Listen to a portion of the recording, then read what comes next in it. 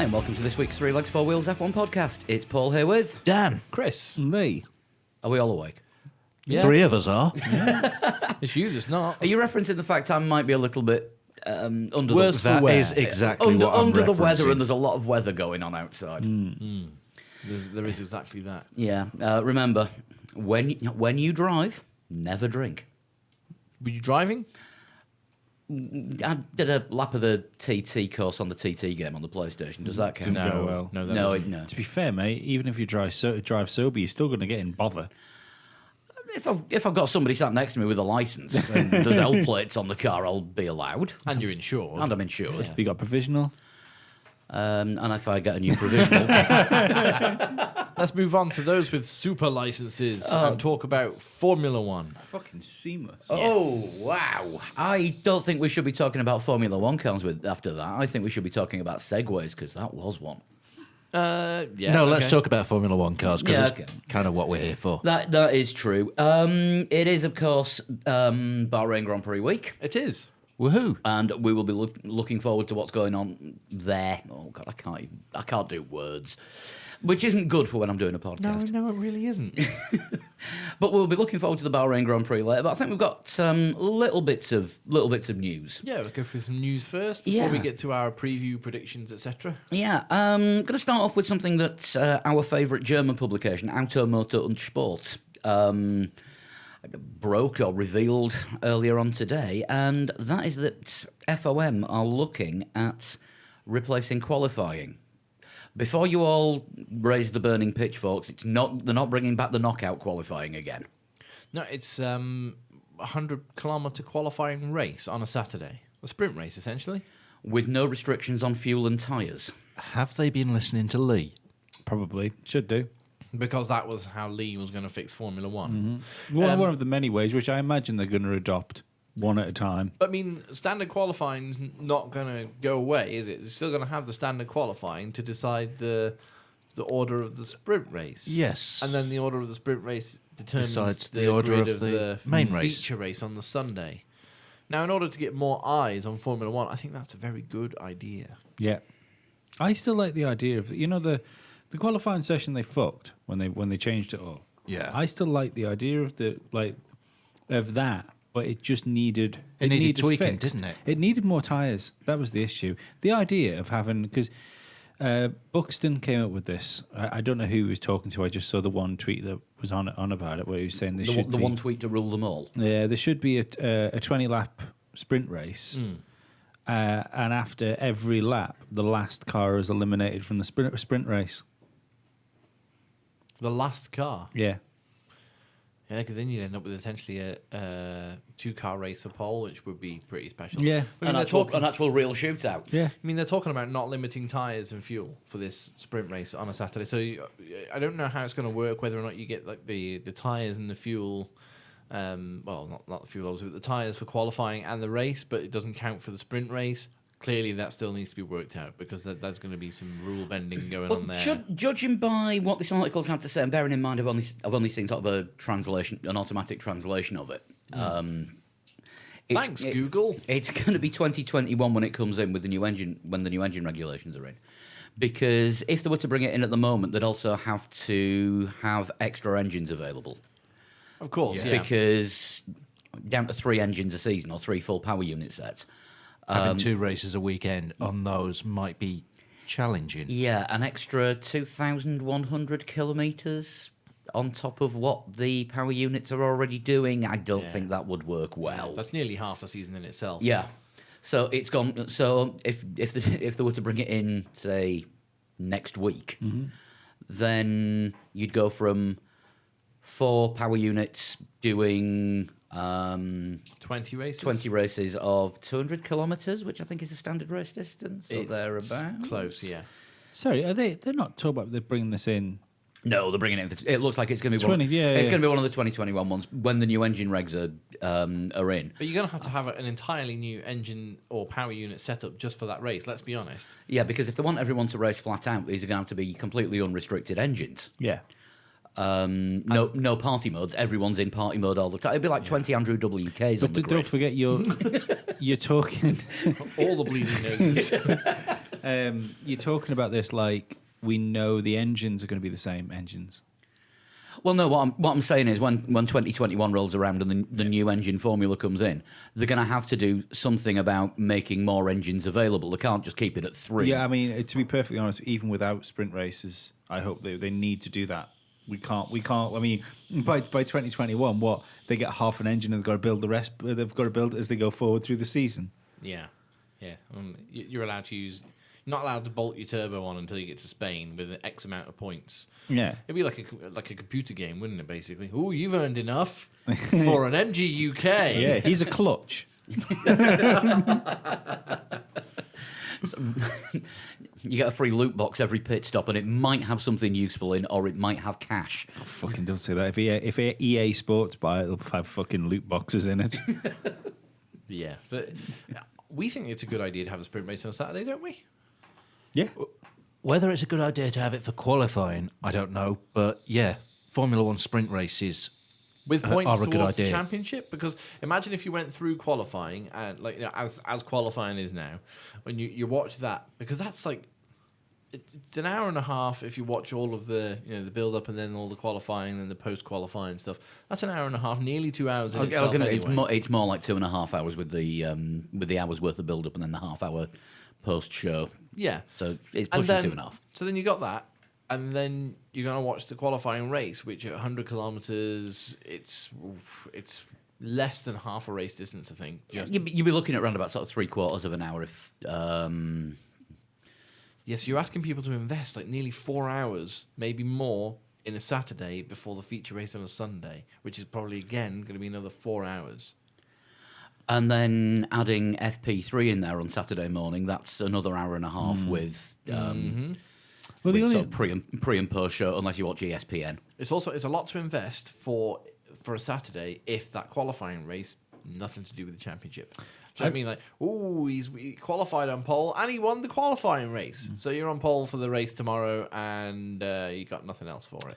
Well, is there any reason then why? I mean, obviously for us and like anyone that could be bothered to listen to a 3 odd hour sometimes podcast about Formula One every week, we'd want to watch qualifying. That's obvious. Of course, yeah absolutely. But I think I am MotoGP's equivalent of the fans Formula One's lost, because I never watch qualifying for MotoGP. I only watch the races. I only find out when who's where. I find MotoGP qualifying Boring. confusing at Yeah, times. yeah. Yeah, this is a practice session, but it counts towards qualifying because if they do well in practice, then they don't have to do Q1. Yeah, What? exactly. Right. So that means the practice is a qualifying qualifier. Yeah. Yeah. But look, like we watch FP1, FP2. You know, if there's days off work had and stuff like that, or Saturday morning you watch FP3 if you're up. But those sessions are there for a job. They're not there for entertainment, so to speak. Yeah, I mean, it's really the super fans, I would say, Yeah. watch FP1, FP2, So and FP3. Is there no reason then why that couldn't be what qualifying is? Maybe from then on, if you have the sprint race on the Saturday that decides the grid for the Sunday, maybe that's it. Maybe qualifying just becomes something the superfan watches.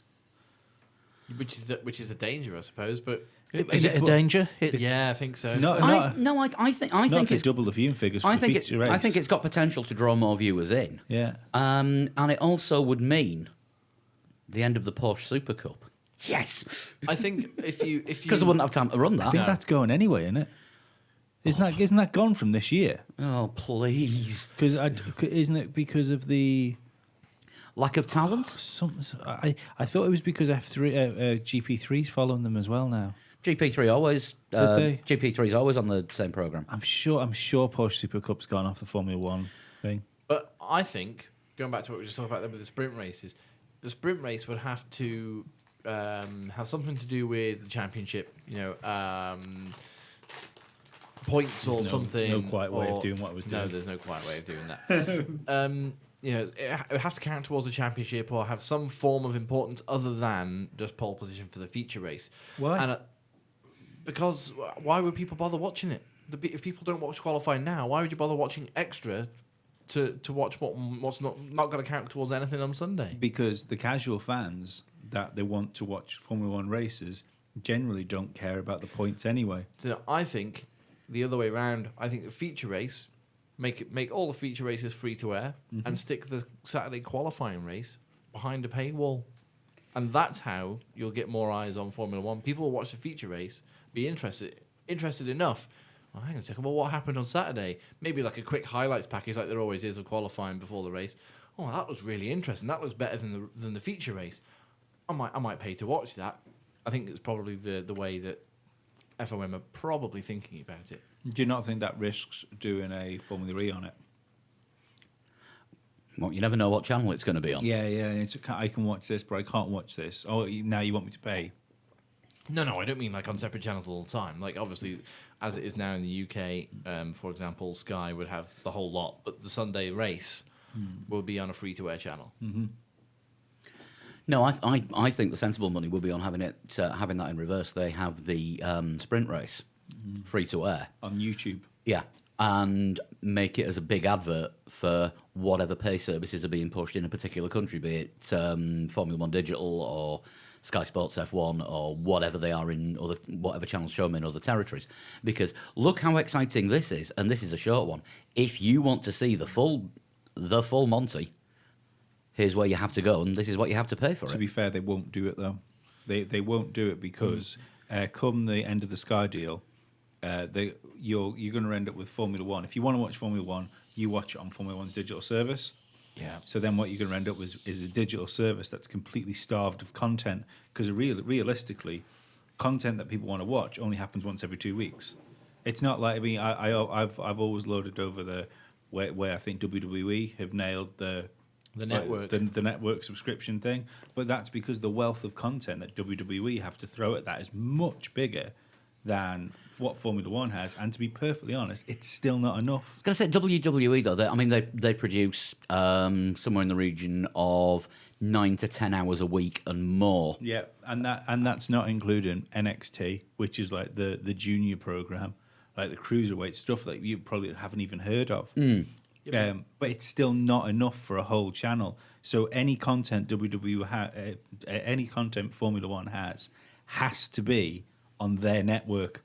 Otherwise, it's just going to end up with. Remember when the Formula One channel first came round, and like every time you turned it on, it was that fucking advert documentary again about Durista in Force India. Seemed to be on 24 hours a day. Which then got replaced with Inside Williams. Yes, and nobody wants to know what's inside Claire Williams. Well, it was a small child until recently, and It's now true. it isn't anymore. I've got a theory. I have a theory, and it's to do with Sky, ESPN, and the Formula One digital service, because F1 are using Sky's everything for F1 digital when it launches, including pre and post race shows. Sky are going to be producing extra content for them, right? ESPN are showing Formula One hopefully better this week in the US than it was in Australia a couple of weeks ago. ESPN are owned by ABC, okay?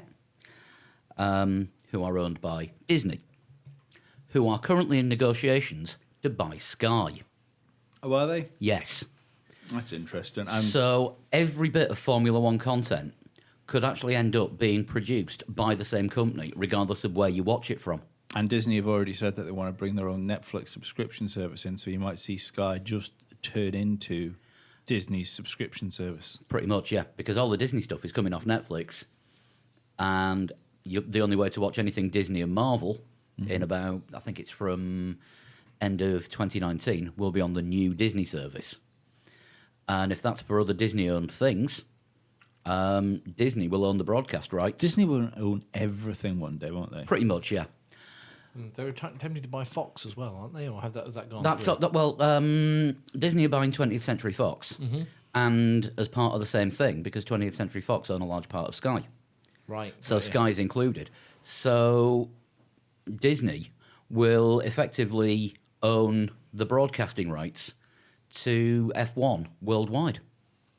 Here come the jokes about it being a Mickey Mouse sport. No, that's NASCAR. Wow. That just came to me now because it's like, well, hang on a minute.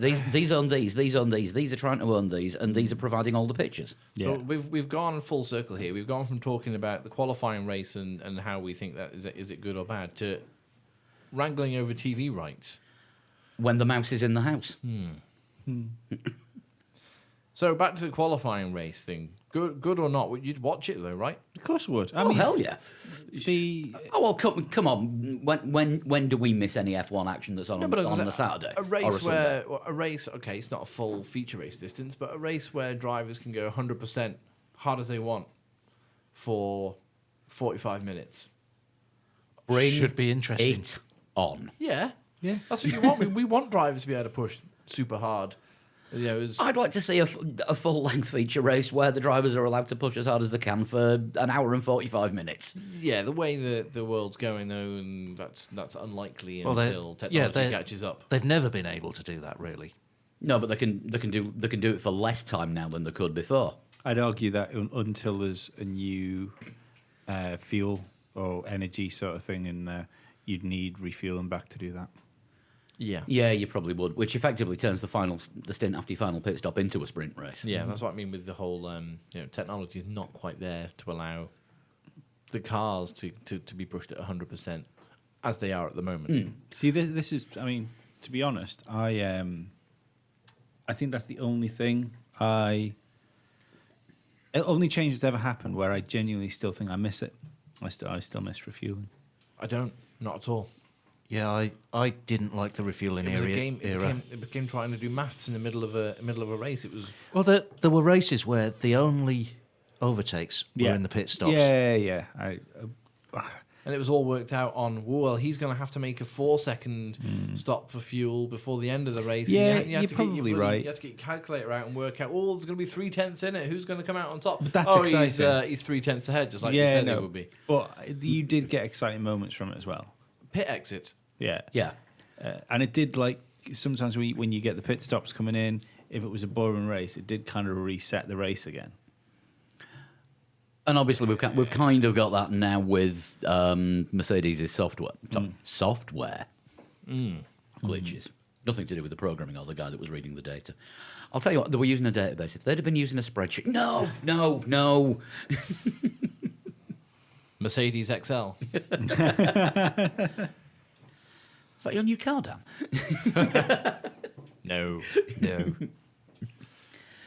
I think it's a great idea, but like all things in Formula One,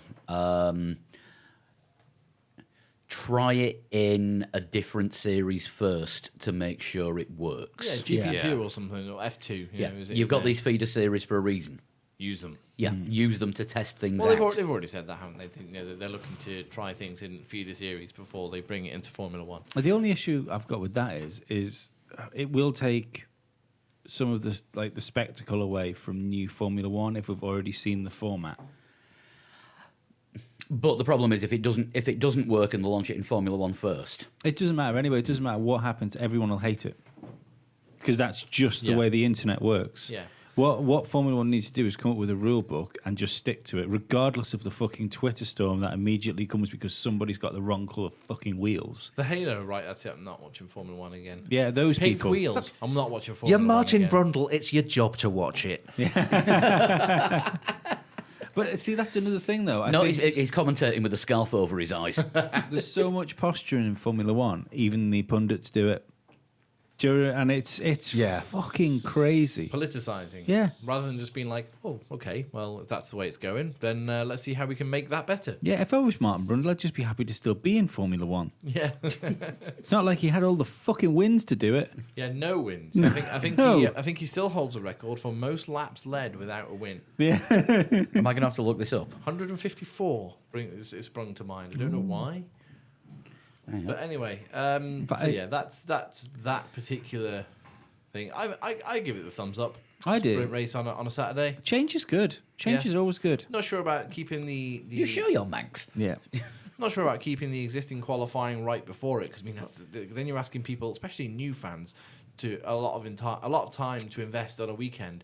But I think You don't have to, though, because it No, but does it- make qualifying throwaway. yeah, but I mean it does, doesn't it? But it's quite. a fledgling idea, should we say? And there's clearly a lot of work that needs doing to it. Te- And test it out, simulate it, yeah.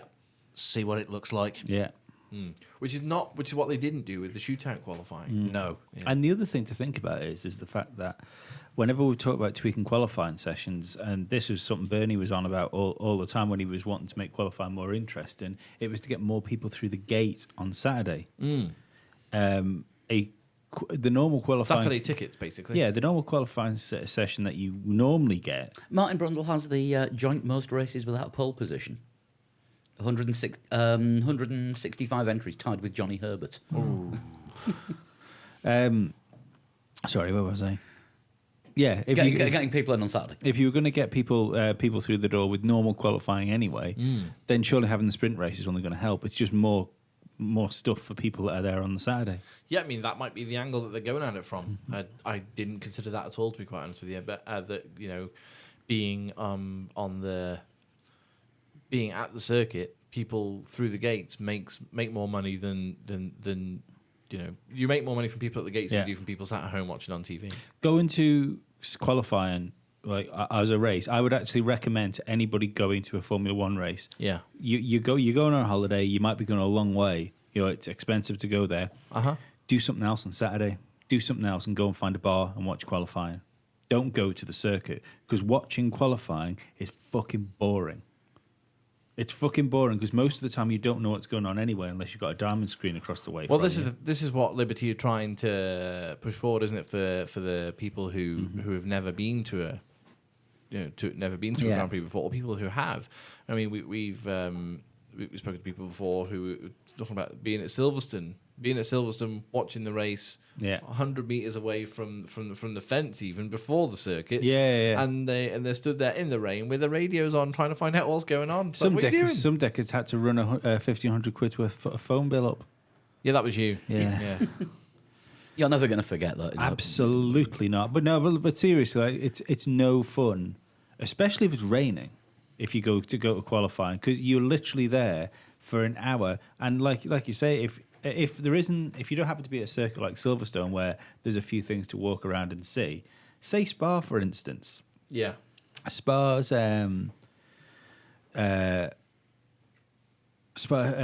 like sort of shopping area with all the stuff around. It's only about, I would say, 10 trailers squared. You know, the area it's in, and apart from that, you're just going for a big walk through a forest. And if you don't want to walk through a forest, you've got Porsche Super Cup to watch. Well, you'd be gutted if you trudged all the way through the forest. Give me that forest. Yeah. Oh, and most laps led without a win was Chris Amon, 183. Oh, Chris Amon. Yeah, Martin Brundle, not even in the top 10. Really? Yeah. I thought he held the record. My mistake. There are two current drivers, though, in the top 10 of most laps led without a win. Romain Grosjean. And? Nico Hülkenberg. Yes. They have their village of disappointment. Yeah. So has Hülkenberg actually genuinely led laps, or has 43 of them, according to this. is that not just pit stops are shaking out? Still counts as being in the Still lead. the money. Yeah, but it's not really. Look, Damon Hill led his last British Grand Prix in a Jordan while everybody else was in the pits. Lee still counts that. Yes. Marcus Winkelhock. Led the race in a spiker. Because he hadn't pitted. Yeah. How dare you? Watch your mouth. In fact, when Damon Hill was leading the British Grand Prix in a Jordan, Lee could be heard screaming, "Finish it now! Red flag!" You tried to throw like children onto the circuit and stuff. Lee, I'll get you all emotional. What? British Grand Prix, 1997, in the Arrows. Got a point. Yeah, when Damon Hill finished sixth, and it was the biggest roar of the weekend. Yeah, I was there. Yeah, I was there for that race. Yeah. Yeah, it was pretty handy actually, considering that that was the first Grand Prix I ever went to was '97 at Silverstone, and then the other Grand Prix I saw him with the following couple of years in Jordan, and he scored points and he got a win in one of them because it was Belgium. Belgium 98. Yeah, it's good. Where are we? You've moved me. You've you. moved me running order. We were talking about cars before. Yes. Copygate. is the only way to describe it. Copy decks. That's an adhesive. This is the whole thing about Haas allegedly looking a bit like Ferrari and some teams being cross. McLaren and because Renault. Force India it was. McLaren and Force Because India. the Haas looks a bit like a Ferrari and it was quick, but last year, as we said, the Toro Rosso looked a bit like the Mercedes, wasn't quick, and nobody complained. Exactly. The- The I think- very first thing I said when Haas launched their car, was it Valentine's Day they launched their car? It was about then, yeah. The very first thing I said on our chat thread was, "Ha, that looks just like last year's Ferrari Yeah. from the front," and it does. And there are certain angles where it kind of looks a bit like this year's Ferrari. From the back. Yeah, and with the halo. Yeah. But Charlie Whiting has he said that it seems okay? He says he doesn't have any concerns about the legality of it. So there's no need. He's a race director, and also he's got some big weight to throw around in Formula One. So if he's saying he doesn't see a problem with it, it's going to be hard for anyone else to sort of be like, well, we see a problem with it, and it has to be sorted. I did see a tweet which I think sums up the whole thing completely. And I can't remember who tweeted it, but I do think it was one of our listeners. And the tweet was, so what if a small team comes out with a fast car? Nobody ever seems to make all this fuss when a big team comes out with a slow car. Teams change. Cars can improve and get worse. Yeah, but most teams don't have like a strange, uncomfortable closeness with another team, and that's not allowed. That's the difference. Don't forget. I mean, we're going back to the 90s for this. But at one point, Flavio Briatore was the team principal of Benetton, Yeah. and also owned Ligier. Oh yeah, no, it's a thing, but And the Ligier sucked.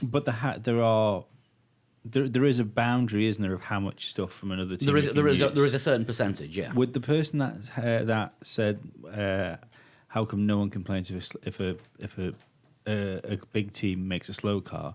Would that person be American? Fuck yeah. I think there might be a little bit of casual national racism bias going on here. Never. You'll never hear any of that on this show. But it's not the valid argument, is it, to say, well, nobody complains when a big team makes a slow car? No. Because Because they're that's probably not not competitive. doing that by copying Yeah. Exactly. like the Sauber or something. Exactly. Yeah, it's not. Unless they are trying to copy someone and they've got it wrong. They're not. It's not gaining a competitive advantage, is it? Let's be honest. That's where the difference is. Yeah. If by copying Ferrari, and I'm not saying that they have, if by copying Ferrari, Haas have gained a competitive advantage over their competitors, then that's unfair. Is it illegal? That's not for me to decide, but it's certainly not ethically sound. I'd argue that Red Bull have probably got a bigger case to complain than anybody else. Oh, they're complaining. You won't know About everything. Well, of course, Christian Horner's complaining. He's complaining right now. Yeah. Why hasn't our car got a party mode? Ban the party modes. Yeah, ban turning the engine off. Ferrari turned up. Ban Ferrari. Ban red from Formula One, but not the Red Bull. We're just team. called Bull now. Yeah. I didn't think about that before I said it. Toro. Yeah, that's it. Yeah. No, but seriously, like if it turned out that you could have a technical partnership with something, and Stevens Grand Prix could give Flood Grand Prix their car, and then we had the same car. And I went from being like the third worst team Yeah. to being the third best team. Yeah. I think Red Bull would turn around and say, "Well, hang on a minute. Do you mean that if we could essentially gather our team together, maybe fire a few people, maybe bring a couple of people over there, build everything in the same factory, and would have 4 Red Bulls on the field?" Essentially, that would be Red Bull's argument, Yeah. and they wouldn't be wrong to argue Not that at point. all. Because again, it's gaining a competitive advantage. But I think unless anyone can demonstrate that Haas have actually got their designs from Ferrari, then this is going to go nowhere because they're just going to say, "No, we did this ourselves." They just Yeah. look the same. Oh yeah, you would literally have to find the USB key with fucking Property Yeah. Maranello written on it. Yeah, or you know, Or- The one that get- you keep threatening to drop every time you go to a Formula One event. Yeah, or find a whistleblower. it's a good joke though. yeah, whistleblower, or be able to look back through emails or something if there was an investigation launched. But, I mean, nobody within Check the, your local branch of your copy shop. nobody within the sort of hierarchy of the sport, you know, who are FIA, FOM, appear to be they're not that bothered by it. It's only It's because it's Ferrari. no, it's the teams that have made it's the teams who haven't made a step No, forward but the or a reason step backwards. the reason the top people aren't complaining about this Yeah. is because it's Ferrari and it's the old Ferrari international assistants again, Oh. and they're already posturing to fucking leave. So there's like, oh no, we can't fucking talk about this now. Yeah, we can't annoy Ferrari. Not they won't leave. God. Right. On you go. Fucking get rid of Ferrari, get Dodge in. Give them Ferrari's winners budget. Yeah. Bollocks. That's not the reason. It's because there's no evidence apart from a couple of teams going, well, it looks a bit like it, so it must be the same. Yeah, but again, going back to that argument with Toro Rosso looks a lot like Mercedes last year. Nobody went, James Key clearly has stolen Mercedes plans. Yeah. Nobody said that. No. We might have said it as a joke. I was going to say that under advisement because we may have to go back and listen Yes. just to be on the safe I side. thought this is episode 150. We have too many episodes to go back and listen to. I can't help but think though. Should we be having some kind of celebration scene as we're at episode 150? It's sort of a bit milestoney, isn't it? Yeah. A little bit. But let's put ourselves in an alternate universe. Yeah. Where Honda came in. You mean me at about 3 o'clock this morning? Yes. Right, okay. Honda came into Formula One with McLaren straight out of the fucking gate, balls blazing. Fernando Alonso has now won another 2 world championships, and Honda have bought Sauber. Yeah, so they invested in Sauber like they were going to before Ferrari stepped in. So this year's come around, and that Sauber looks an awful lot like the World Championship winning McLaren. Ferrari complain about that. Does the same thing happen? That's a good point. I don't think it does. I think McLaren gets fucking ass fucked. Until that point, your alternate universe was looking very unlikely. Yes. But no, I think the same thing would happen. I don't. I think I'm not saying there's any reason for more stuff to happen, but I can't help think that if it wasn't Ferrari, more stuff would be happening. Even if nothing came of it, I think it would be a bigger shitstorm. I think until there's any kind of Evidence. evidence that something against the rules has been done, Yeah. there's nothing that the FIA can do. They can phone up Haas and say, so that car design that you've got, where did you find that? The only thing I'd say is I don't know about this, but you'd think there'd be inspections, There's also nothing wrong. facility inspection, through the course of the off season. So Yep. maybe there is stuff. I'm going to play more devil's advocate. Or here. maybe they've done the facility inspection and seen the car being designed at every stage and said, yeah, we've inspected it. Then I'd There's argue, nothing I'd here. argue that would have already been said. I'm going to play more devil's advocate here. Haas. I don't even may know who the have devil looked- is anymore. Jean Todt, clearly. Oh, sorry. Um, Of course. Haas may have looked at last year's Ferrari and then accidentally designed something that looks a lot like this year's, a match between last year's and this year's Ferrari. Now, there's nothing particularly wrong with that. But what did Ferrari do this year that sort of another team had done last year? They've gone for a long wheelbase, Yes. which Mercedes were the only. Nobody's gone. That car's wheelbase looks an awful lot like Mercedes. Yeah, but you forget. We should probably have a look at that because there's a long wheelbase and Mercedes did that. Oh, they've been copying. All this devil's advocating is sound up until you go, yeah, but has to buy all their bits from the Ferrari shop. And that's when it all falls a bit flat. Maybe in one of those packages came the accidental plans. I love the idea of that though. That like they get this big massive box through, and then they've got to click them out like the old Airfix models. Yeah. Maybe they do. They're trying to understand what all the pictures mean, like it's IKEA. And then suddenly It's they not- realize, shit, what? We've sent them the plans for our car.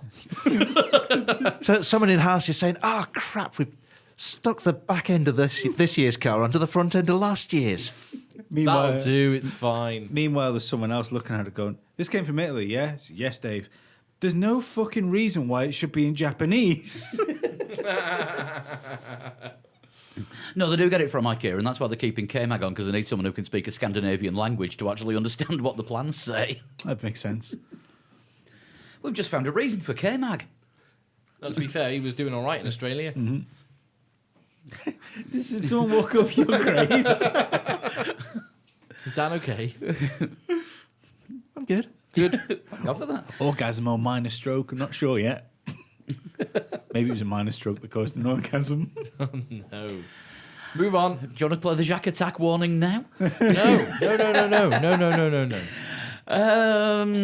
So, McLaren. Actual McLaren. Actual news. McLaren. Alonso says, forget about the midfield. They are targeting Red Bull. Alonso says a lot of things. Yeah.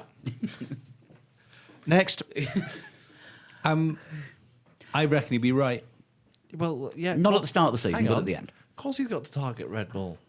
Yeah, but realistic, they've got to target Mercedes. But I think my bold prediction last weekend, which I'm going to stick with, was Alonso podium. maybe not Alonso no, but like for this coming race, Right. Okay. Which we will do later. maybe not Alonso podium, And I'll update the spreadsheet. Oh, damn. but after because they're getting their what should have been like their Australia spec car, aren't they, for Bahrain. Bahrain? I think they will turn up like legitimately third best team. Behind Ferrari. Mercedes. Behind Haas. Yeah, or fantastic. Or with Red Bull. You know, they'll be there. Yeah. They won't have to worry about Haas But and stuff like that. Yeah. Yeah, it's. I can see what you're saying. We go forget the midfield. We've got to target. We've got to target Red Bull. Yeah. Imagine if you come out and gone, forget the midfield. We need to stay ahead of Stauber. This is true. Actually, there's another good point, which We I would think all be sat here going, "Well, that's a stupid fucking thing to say." we kind of touched on this last week. But let's fucking wait and see with Haas, because they have made a habit of having a decent Australia. And Yeah. and a decent Bahrain as well. Yeah. They usually do pretty well in Bahrain. And then when the developments from the other teams all come in and they don't have any, Yeah. then they go into their, which they've now done for 2 seasons, their little bit of a blip, and then come back a bit stronger later on. And then there's something wrong with the brakes. Or no Pua, as Roman Grosjean kept saying. I think he means power. You keep saying Pua. No, he's loaded. He's no poor. He used to work for a Swiss bank. He's got to be told. Yeah. The only like a secure man goes out from being a racing driver and then puts a cookery book out. You have money to With his wife. You have money to burn if Yeah. you're doing that. Yeah, with his wife. It's the Grosjean's cookery book. If anyone's actually bought a copy of the Grosjean's cookery book, can you review it for us? Send it in, and we'll put it on the website just to let other people know what it's like. I might buy it. You know, Yeah, I was love thinking cooking. I'll take one for the team. Right, Dan, get it ordered, but you've got to write a review. You got to make something from it. Oh, that'll be great. And make something Yeah, from not it. just read it. I'm going to do one of the recipes. Make something from it, and we'll try it either on a race weekend doing the blog or during a podcast. Yeah. Yeah. Remember how well the last 2 live taste tests went with the Lewis Hamilton Monster and the Kubica Kubica energy energy drink. There's got to be a frangipane in there. That sounds like a very Grosjean dessert. Probably. It is a dessert frangipane, isn't it? Yes. Yeah, Yes. it's something with almonds in it. Oh, like a jelly, I believe. Creamy sort of set jelly thing. Probably. Possibly, yeah. Yeah. But it's not a cornflake tart. They exist. They do. are a thing. I know this. I know that they exist. They love making them on MasterChef. What, cornflake tarts? No, frangipans. Oh, right. I was going to say, MasterChef's got really school dinners. Formula One. Oh, God, yeah. Oh, yeah, that's what we're talking. Yeah, sorry, we're not doing the Patreon show at the minute, are we? We're actually this is the real one. Wake up, Paul. No, Wake up. no, I'm in a happy place. And apparently so's Pierre Gasly, or he will be later on in the season when Honda reveal their massive developments that they've got. What's this? Look for Honda later in the season. It sounds like it, doesn't it? No, because we threw in a story about McLaren, I felt it was only fair to throw in a story about Honda as well. And Pierre Gasly says that Honda want to prove that they can mix it with the big boys in Formula One, and they have huge developments coming for 2018. We've heard this before. And now, I'm not one to just sort of be like, well, we've heard this before. This is clearly rubbish. Hang on a second. Should we launch an inquiry? Because where has Pierre Gasly got all these McLaren press releases from the last 3 years from? Wait, Lee, did you drop a McLaren USB stick in Faenza in Italy? No, I stole one and gave it to Pierre Gasly. Oh God. Next time, take it from the technical department, not the media centre. Yeah. Oops. Of course we jest. This never happened. No. But I'm getting deja vu all over again with what Gasly's saying. Yeah, I mean, I hope it's true, because you want to see competition in Formula One. You want to see all the cars up close and fighting for the points. Absolutely. You want to see a race where Toro Rosso, mixing it up, sort of 6th, 7th place, as well as Haas, Sauber, McLaren, everyone. You want everyone to have a chance at least of being in the points. Yeah.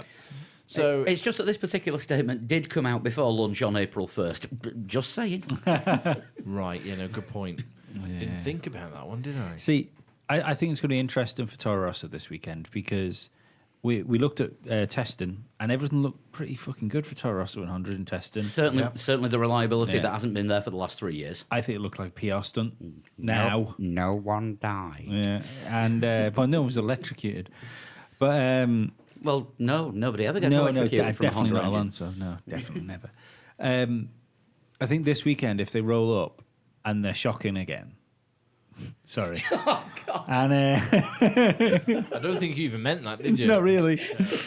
And if they turn up and they're not very good, it means that they're still in exactly the same place they've been for the last few years. Yeah. If not, a step backwards from the end of last year. They're still a year behind in a development race because they joined a year late. Yet they had a year to develop the engine where there wasn't the struggles of developing an engine while you're using it in a race setting, and you can do more development on the engine. I mean, don't forget that was when the token system was in. Yeah, and they weren't one of the manufacturers who sort of pushed for, well, this would be a good formula for Formula One. We should go for this because we should definitely go for this. And then Formula One went, all right, well, we'll go for this. Mercedes and Renault straight away went, yes, brilliant. Yeah. Ferrari got the plans a couple of years in advance, and Honda kind of just had to wait a bit until they confirmed their entry. And all right, they confirmed their entry. Was it a year, 2 years before they actually? got back? Yeah, it was about 18 months before the first Merc Honda didn't turn up on the grid. Yeah. I reckon Ferrari got the plans for the hybrid engine that fucking long ago. Mansell was looking at them. 1990 was it? Well, that's when Mansell was winning races in a Ferrari. So I think with the Honda, and I sort of hinted at this when Scarbs was on, Yeah. there's a good chance that they're going to do nothing this year, because rather than having the pressure they had when they were McLaren, Oh, they've got the room to fail now. they're being given room to develop and be ready for Red Bull, rather than deliver results now. Because at least it takes the pressure off, because they're putting their engine into a car where it's expected that they'll get the occasional appearance in Q3, will get into the points if the wind's blowing in the right direction, and other cars fall off the track, which is what effectively was happening to McLaren for the last 3 years, certainly at the start of the season. Yeah, not towards the end of last season, though. No, but certainly for Yeah. the first sort of 2.5 years of the Merc Honda. I suppose the only other thing you could say is, as well, not McLaren at that point where they were scraping the car into Q3 and they were getting points sort of at the end of last season, they did have an Alonso plugged into it as well. They did. Which Yeah. probably counts for an awful lot. But if the Honda engine has taken a step forward, then maybe what they've got this year, Toro Rosso doing what McLaren did. But does it look like it's took a step forward? Doesn't to me. No, See, my brain's just gone into turbo mode. but that's where it all falls down, unfortunately. Following what Dan just said. Flood's brain is party mode. Wait a sec. Yeah, I've gone on to Mercedes party mode over here. When does it's this year, isn't it, that Red Bull's Renault Sorry, It- Tag Heuer Yeah. engine deal Yeah, it It expired. is, yeah, and But they've for not decided what manufacturer they're going with. No, so weirdly, they've got to let the Renault chief, Cyril Abiteboul, know if they want Tag Heuer engines by some point this year for next season. And But, I think haven't Renault already said Wait, that they're not having them? I think, yeah. wait, hang on a second. This is the year of the driver market, isn't it? End Yeah. of this Yeah. season, this year's silly season, going into next year is when the market's expected to explode and go really crazy for the first time in about 10 years. That it's going to go really, really haywire. Vettel, Kimi, Danny Rick, all on the last year of the contract. Vettel's probably going to stay at Ferrari. Alonso as well. Don't forget No, Alonso. no, he signed a multi-year deal. Oh, he did, didn't he? Yeah, Bottas and Kimi are probably on their way out of their respective seats, unless Bottas can turn that around. He's And not- Kimi, because he looked good in Australia. the general consensus is, yeah, Kimi was amazing in Australia until Vettel safety carred it. But those are the two seats that are expected to be open, and it's highly rumored that the Red Bull drivers are going to be fighting each other for one of those seats. Verstappen perhaps to Ferrari, Danny Rick to Mercedes. Verstappen's all multi-year deal up, and he signed like a 3-year deal with yeah. Red Bull. If another team wants Verstappen, they are going to have to pay ridiculous amounts of money to get him out of that It's contract. not happening, is it? I can't see it.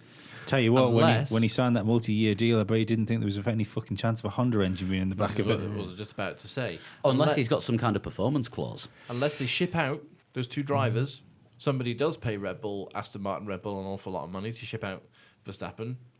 Ferrari would clearly have that much money. Who are Red Bull going to put in their car? Hartley and Gasly? No. They haven't got anybody. So if they do move Hartley and Gasly up, doesn't look so bad if they've got Honda engines and they're not as good as they have been for the last couple of years. Do you know what? I think there's more chance of Red Bull completely pulling out of the sport than there is of them sticking a shit Honda engine in the back of the main car. The other thing to bear in mind is it's a multi-year sponsorship deal, title sponsorship that they've got with Aston Martin.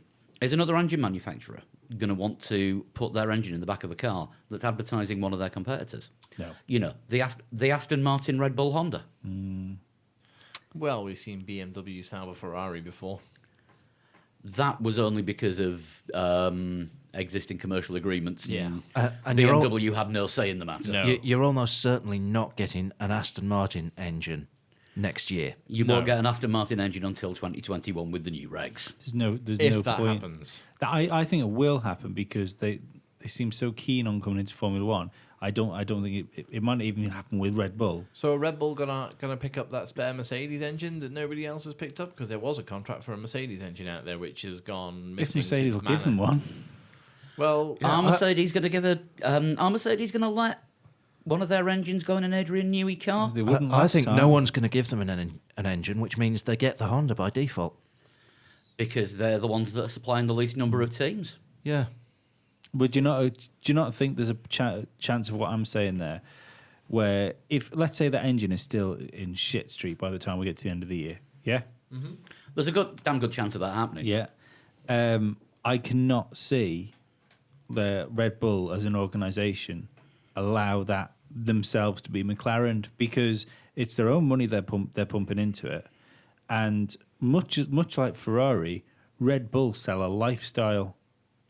And they can't do that from the back of the grid. I think the difference with McLaren is Red Bull can afford to, or Toro Rosso can afford to, pay Honda to deliver the engine next year. They don't need it delivered in the back of the car this year. Yeah, but Toro Rosso is a sacrificial lamb in every way, shape, and form. But all these things would be great if they hadn't already been in the back of a McLaren for 3 years. Yes, but at the time they were trying to develop the engine and deliver race wins. No, they With the added pressure With of the the added pressure. previous They- McLaren regime. the first turn of a wheel in Australia in the first year of that Honda engine, they haven't been trying to get race wins. I mean, there might have been a load of PR that way, but that's always been so out of sight. McLaren were pushing for results now. Yeah. Results now. I think with Pressure makes diamonds, Daniel. But it can also make coal. It makes which would have been caveats better as to well. burn. Yeah, and David Copperfield can turn coal into diamonds. I've seen it on the telly. He gave it to Claudia Schiffer afterwards. And the diamond as well.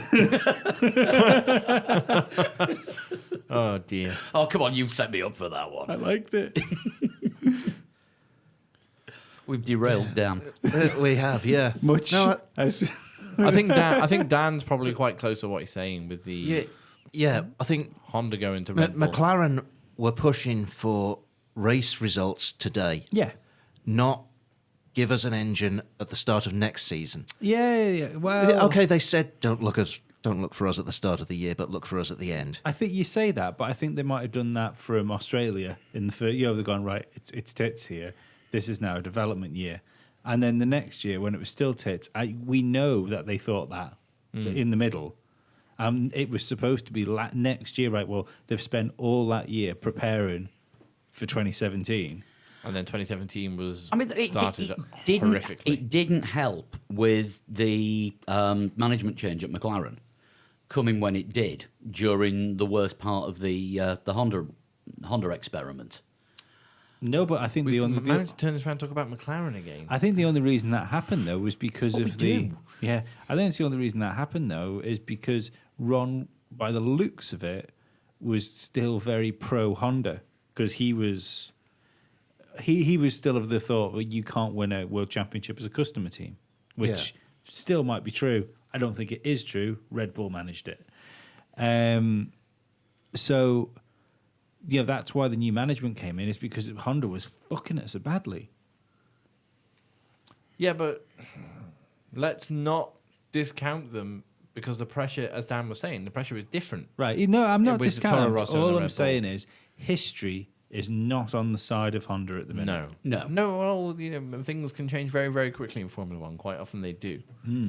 But let's just see how they go. I mean, it does sound like something we've heard before. Gasly saying about all these massive developments are coming, but yeah, you got to take it with a pinch of salt. Yeah. By God, there's going to be some Red Bull tears by the end of this year, isn't there? Next year, probably. No, but they're going to need an engine this year, so there's going They're to be going to some. need a driver next year. There's going to be some foot stamping, isn't there? Yeah, they're going to need. I think Danny Rick is off. I don't know about Max Verstappen, not sure, but I think Danny Rick definitely is. I think he's as good as made his mind up, unless Red Bull come through to him. No, we've got a championship winning car next year. I don't think they can say that. No, I don't think they can yet, but we'll see. I wonder if that's what he's waiting for, because it's somebody's dragging their heels about signing a contract there. I don't believe it's Red Bull that's dragging their heels. I think it's got to be in the Daniel Ricciardo camp. That Is Lewis got a contract to sign as well, or has he signed up now? He's not signed up yet, but he said, both him and Toto said on the launch week that there will be a contract. The team haven't looked at another driver. Lewis hasn't looked at another team. But let's not forget though, that contract is for the end of 2019. His contract is for next year, so it's an extension it's on not his for this contract. year. It's not for this year, no. Okay. 'Cause I think he'll sign another 2 years on that, and it'll take it to 2021. Yeah. And then he'll retire. Yeah, he'll retire with the one more championship than Michael Schumacher. He's one more, isn't it? Or we equal it? Equal or one more? Can't remember. One more, I think we worked out. I'm just looking at this. No, Lewis is out of contract at the end of of this year. Oh wow, I thought it was 19. No, it's Yeah, I thought it was the end of this no. year. It is this year that it. That So it we'll sign a finishes. 2-year deal. Yeah, Take him up to the end of 2020. Yeah, that's certainly the thinking amongst real journalists. yeah. We're real journalists. Oh yeah, we are now, aren't we? No, Yeah. no, we're not. I just play one on the internet. I'm just looking at the Mercedes media passes. We've got bits of plastic to say that we are. That's true. It does say media on it. Does say that. Quite right. However, we're not at the Bahrain GP this weekend, though, are we? No. No, we're not. We will be live blogging it from Three Legs Towers. Yeah, we will. So we better do a preview. Let's do it. I like Night Race Bahrain. Yeah, it's more exciting than Day Race Bahrain because it looks better. Yeah, because you can't see all the terrible stuff going on outside the track. Yes. And also, Cynic. I was surprised when I learned that they painted the concrete sand coloured on the outsides of the. I remember watching the car go off, and I was like, "Oh, he's on the sand. That's not sand. This didn't kick anything up. It was just sand-colored concrete." So, yeah, but no, I like the Bahrain circuit under the lights. It works better. You don't get that whole sort of sunset thing like you do in Abu Dhabi. I think that's kind of. Well, that's Abu Dhabi's thing, isn't Yeah, it? yeah. It's the sunset race in the end of the season, sort of the sunsetting. yeah. Yeah, it starts in daylight, finishes with fireworks. Yeah. Yeah. You think no one else had a son? Yeah. So I'll tell you what, under the old regime, if Bernie had the rights to the sun. Excellent. What, the newspaper? Anyway, No, we're back to who owns what again. I'm not going down that road because I can't remember what I said. no. So yeah, should we make some predictions now, or should we just try and see what we think is going to unfold as the weekend unfolds? I think yes, race origami, Yeah, basically. but backwards because you're unfolding instead of fold. Just leave me in a corner and I'll sit here and burble. Just turn my microphone off. All right, Grandad. Was it last year that Max Verstappen had to get past Danny Ricciardo, or was it the year before where Danny Rick was a bit slow and Red Bull got on the blower and said, "Can you not let Max past?" I can't remember. It can't have been the year before because he was still.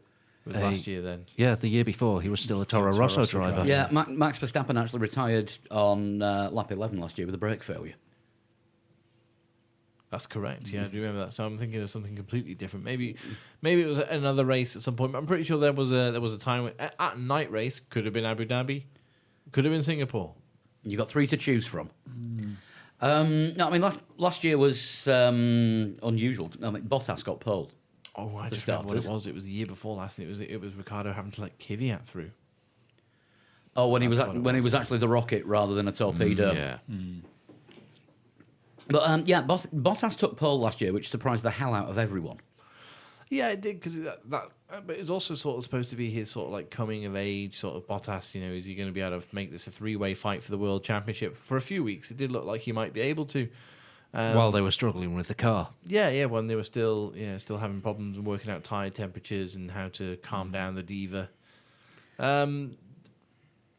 Quite quickly though, from the middle part of the season, it became apparent that Bottas either lost something or, something didn't go his way. He wasn't able to recover as quickly as Lewis Hamilton and Sebastian Vettel were able to. It's hard. Recover what? Recover a spin? Well, yeah, I mean, if you look at what happened to him in Australia, I mean, we didn't really get to see what Bottas might have been able to. He should, in theory, have been on the front row He'd have with locked the front with- row out. He'd locked the front row off 4/10 off Lewis. Yeah, and I think we should probably expect the same in Bahrain, to be quite honest with you.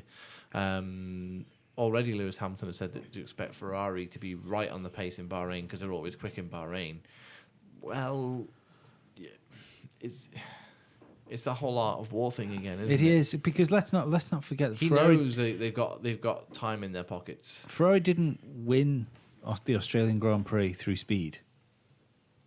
No. No. Yeah, so that Mercedes is still by far the fastest car on the circuit, and realistically, even with what happened, Mercedes sort of engine saved themselves into not winning a race. If Lewis would have been told to pick up the pace, a tenth a lap quicker over the course of that stint, he'd have come out ahead.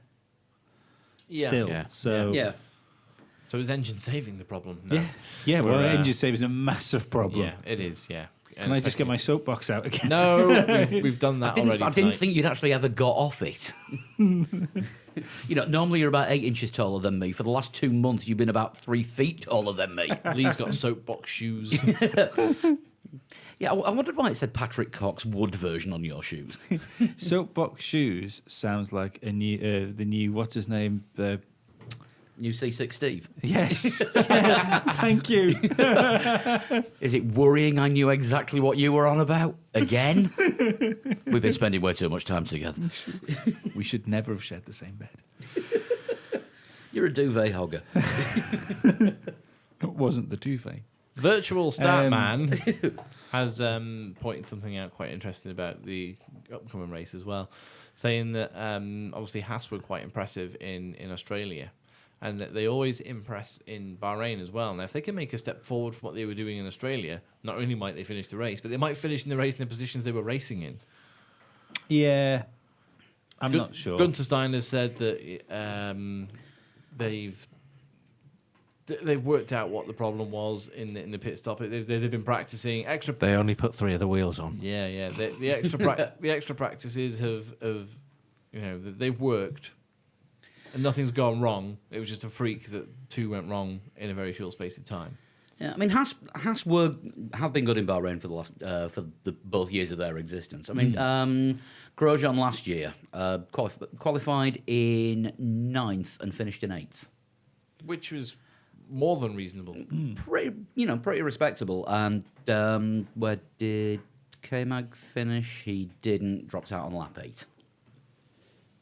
Through Electrical, not brakes. Yeah, through a car fault though. It Yeah. wasn't him crashing or anything. Yeah, I mean, qualifying pace for Haas last year wasn't brilliant, but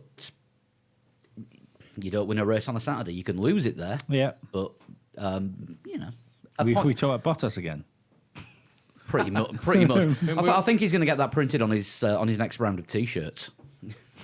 So the biggest change of car is going to be the McLaren, isn't it? Is it the MCL 33A that we discussed last week? Is the sort of update version that should have been ready for Australia? Well, apparently it's going to be a new aero package on there. They've got the new barge boards that they were hoping to use in Australia that they're now going to use in Bahrain and China. Sorry, miss, are we Force India? No, McLaren. No, McLaren. Oh, yeah. Well, apparently their update's huge. Yeah, apparently so.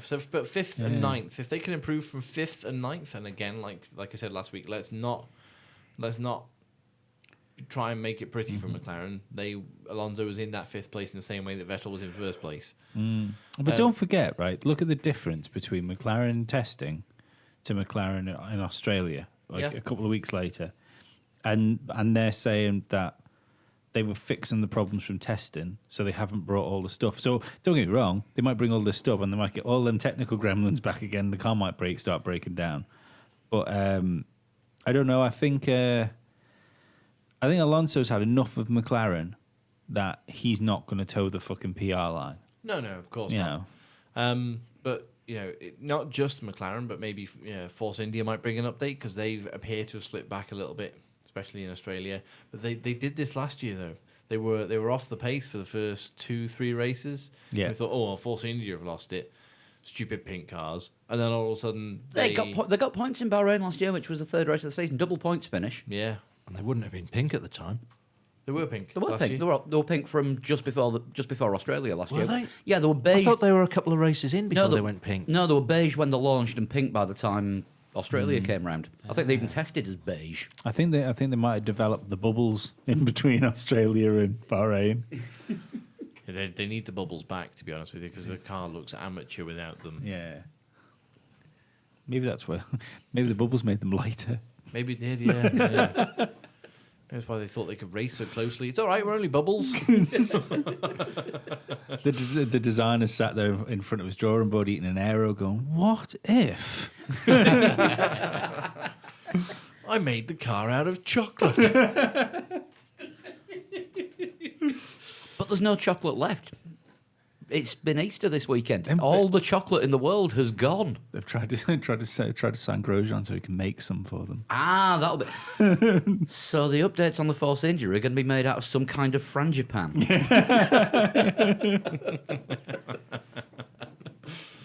Oh, dear. All makes sense now. Force India appeared to be one of the teams that was struggling with that shark fin and the hedge trimmer that were quite prominent on that car. The second half of last year, obviously, they're not allowed that this year, and that just appears to have maybe just upset the balance of the car a little bit. But we know how good the drivers Perez and Ocon are. When that car's on form. And they're not trying to kill each other. No, I mean, don't forget Perez got a podium in Bahrain. Was it 2014, 2015? The year that Lewis and Nico had their little... To be fair, though, since Perez hasn't his trick of being able to make tyres last like forever. Seems to have gone Yeah. with these new Pirellis Yeah, and since it's- last year, yeah. It's that his secret weapon doesn't seem to be as sharp anymore. Either that or Force India just don't strategize him for that anymore. Maybe. Was anyone It else was surprised? a Sauber thing, wasn't it, really? Sauber would put him on the long stint to start the race with, go as long as he possibly could into the race, Yeah. which being Perez, it would be forever. And then they change him for the fast tyres when he didn't have to worry about pace, and he would just go, he'd just absolutely fly for the last few few laps and catch McLarens and Ferraris in a Sauber. But Perez out qualified and beaten the race Ocon last week or last race. I think so, yeah. Yeah. Yeah. Anyone believe else so. surprised by that? I am. Little Not bit. hugely. I don't think it was by much. No, it wasn't by much, but I just think I don't think Perez is a world champion.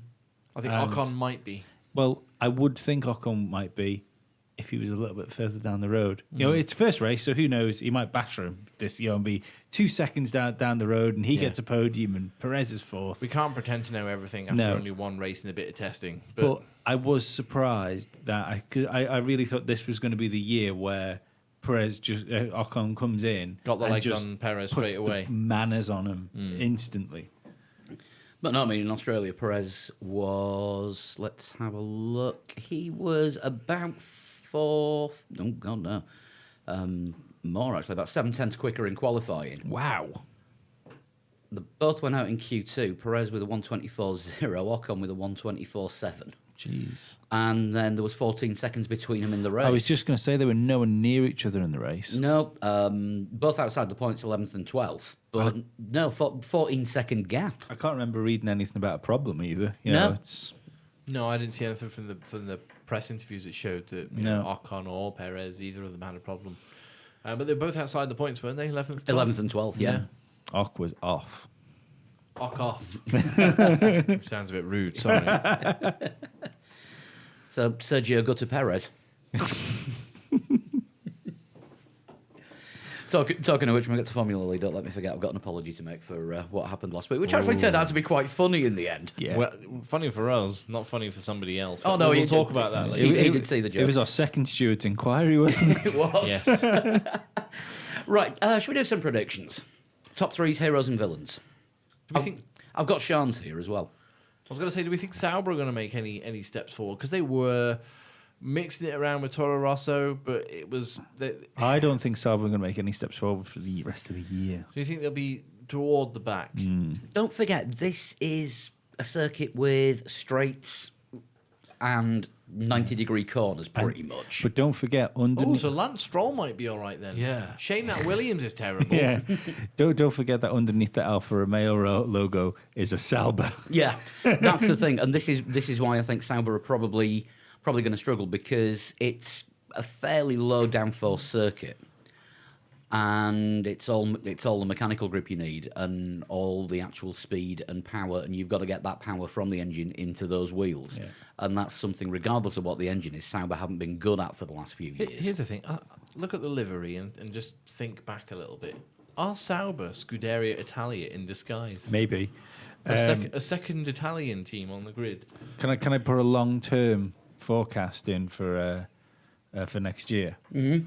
Fiverr says that it looks like last year's Haas and they're in the top 10. And suspiciously, the Sauber name is gone. Yeah. It's just Alfa Romeo. And next year's Haas looks like this year's Ferrari. It already does. No, And next year's Ferrari looks like something out of Wipeout.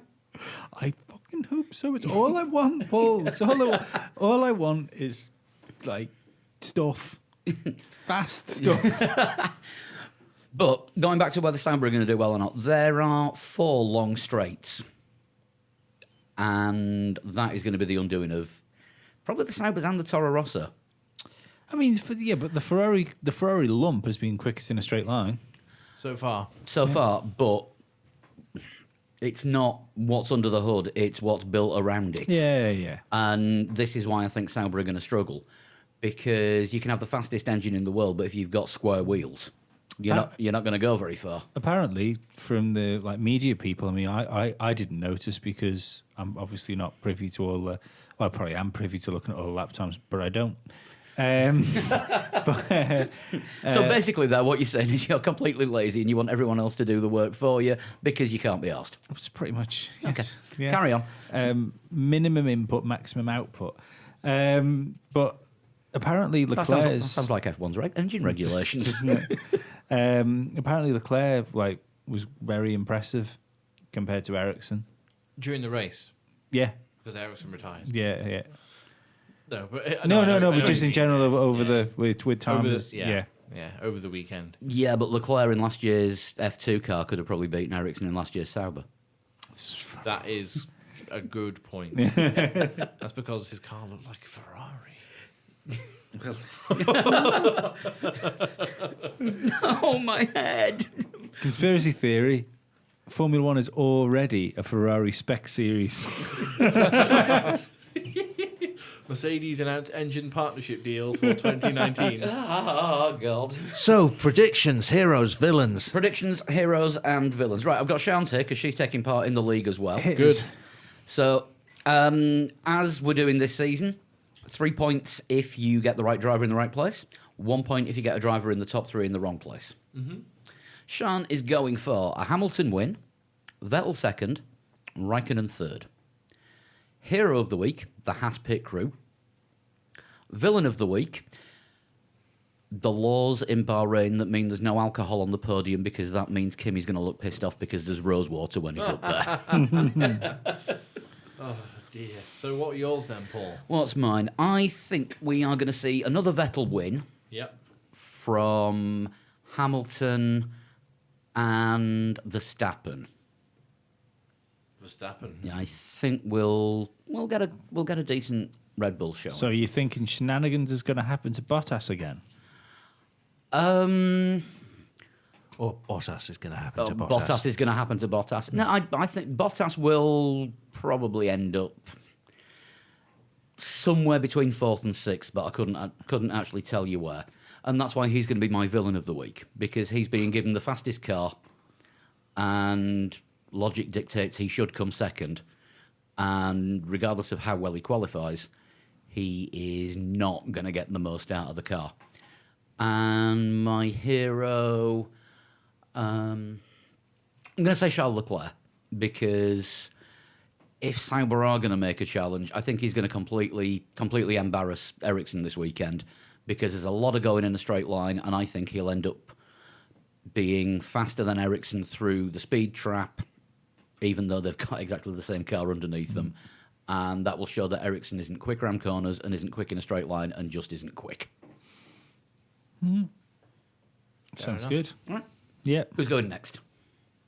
Me? Go I'll go on. next. I will go with Lewis Hamilton win. I'll say Valtteri Bottas second, and Kimi Raikkonen third. I just think Kimi's got the pace on Vettel, and I think Bottas probably should have been up there fighting in Australia, bar his silly qualifying accident, and would have been a brilliant rear gunner for Lewis Hamilton, even in the safety car situation. You know, the two of them could have worked well, but Hamilton was out on the track by himself. So I'll say, I'll go with that. Hamilton, Bottas, Raikkonen. Hamilton, as my top 3. Bottas, and Raikkonen. Okay, hero and villain. My villain of the week is going to be the Red Bull team. They're going to throw away a good position. I don't know why. I've just got a feeling that Danny Rick or Max could be in a really good position, They're going to Bottas it up. and they're either going to Bottas it or they're going to they're going to Ferrari or Williams themselves strategy wise. And I think they'll end up being the villains. And I think the heroes, I'm going to say the Haas pit crew as well. I think we're going to see the amount of pit stop practice they put in and the amount of pride that team have got. National pride, as well as, what they get paid. Love and Pride by Yep. King. Mother's Pride bread. Yep. And flour. But the... Pride in the name of love. absolutely. I think that they'll come away with the fastest pit stop of the race. So they're going to Williams it in a good way.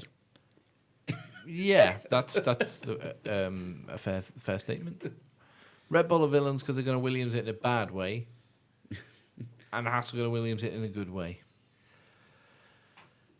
Now, you've given me a dilemma, because I was going to say Hamilton win, Yeah. Bottas second, Yeah. Raikkonen third, for Ooh. pretty much exactly the same reasons as you. You're allowed to do that. Yeah, Hamilton was the fastest on the circuit. He didn't win because of shenanigans. I do think that Raikkonen was faster than Vettel and just backed off when it was clear that he had no chance of beating him. There are places where it would take as well, aren't there? So Yeah, in And- Bahrain, I mean, as opposed to Australia. and as long as Bottas doesn't screw it up, he should be by rights behind Hamilton. He's got the second best car on the grid. So it's mild celebration mode. Mild celebration mode, yeah. He's got one of the two best cars on the grid. Andrew WK Tribute Act. But well, yeah. When I say he's got the best car, I don't mean it's better than his teammates. They are going to party firmly. His car's When unique it's time apart to from party, we will be quiet in contemplation. But yeah, I know what you mean. his car's unique apart from the other one that's exactly the same. Yeah. Oh, thank you, Murray Walker. Heroes and villains. Hero, I'm going for the Haas team. Not just the pit crew, but I reckon that they could be ahead of the Red Bulls. Whoa. Which would lend to my Red Bull villains. Which would lend to your Red Bull villains, but I I don't. like Dan's predictions. They're pretty good. I don't think. I know the pair of you just screwing up my predictions. I don't think it's going to be shenanigans that put them ahead, though. I think it's just going to be actual pace. Sorry, that came out. That Yes, came out sounding. Yoda. I was going to say that came out sounding like Yoda. Pace they will have. Fast that car is. Hangover I have got. Go on then, Lee. Lewis win. Bottas second. Is that unanimous then, is it? Sebastian Vettel will be third. Ferrari will be the villains because they were going to sacrifice Kimi Raikkonen again to get For a chance for Vettel. Yeah, which will allow hero Fernando Alonso to finish fourth. Bold prediction in there as well, Lee. So it's unanimous in the room that Hamilton will win. No, because I said Vettel. Oh, you said Vettel. I thought Sean said Vettel. No, Sean said a Hamilton win with Vettel second. I went the other way around. Yeah. Okay. So I am the only one out of the five of us that isn't saying Hamilton's going to win it. Which is completely reasonable. I mean, we had shenanigans in Australia. Might not need shenanigans in Bahrain, but it's completely not out of the question that shenanigans could happen again. Ferrari may have the better car, maybe more on pace. It just doesn't seem like they were in Australia. Right, my thinking behind the Vettel win is that the Ferrari was faster than Mercedes on the straights, but the Mercedes was considerably faster in the corners. The Mercedes were as fast as they needed to be. But there's a lot more straights in Bahrain, and I think if Mercedes were sandbagging with a slightly slower speed on the straights compared to Ferrari, if that was what that engine mode was letting them do, Mercedes are either going to have to turn things up or Ferrari will have an advantage. And there are, like I said, there's a lot of straights on this circuit. Don't forget what Karen Jandhock's thing was though Yeah. either. It was 3/10 on the straights that Raikkonen was faster than Hamilton, Yeah. and a second that Hamilton was faster than Raikkonen through the corners. Yeah, so that I don't think that necessarily means that Mercedes have a slower engine than Ferrari. It's just that they set the car up better for the circuit. Yeah. Yeah. I just think Ferrari will ramp the speed up a little bit this week. I think how slow the Williams and the Force India were might point to the Mercedes engine not being as strong this year as previous years. Maybe, but it does look like they've both got dogs of cars wrapped around them.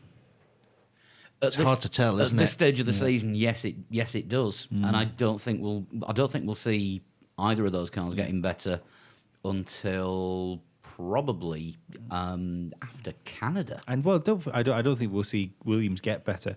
And don't forget, we've had a Williams with a Mercedes lump in the back of it that they haven't been able to exploit fully since they got the Mercedes lump in the back of it.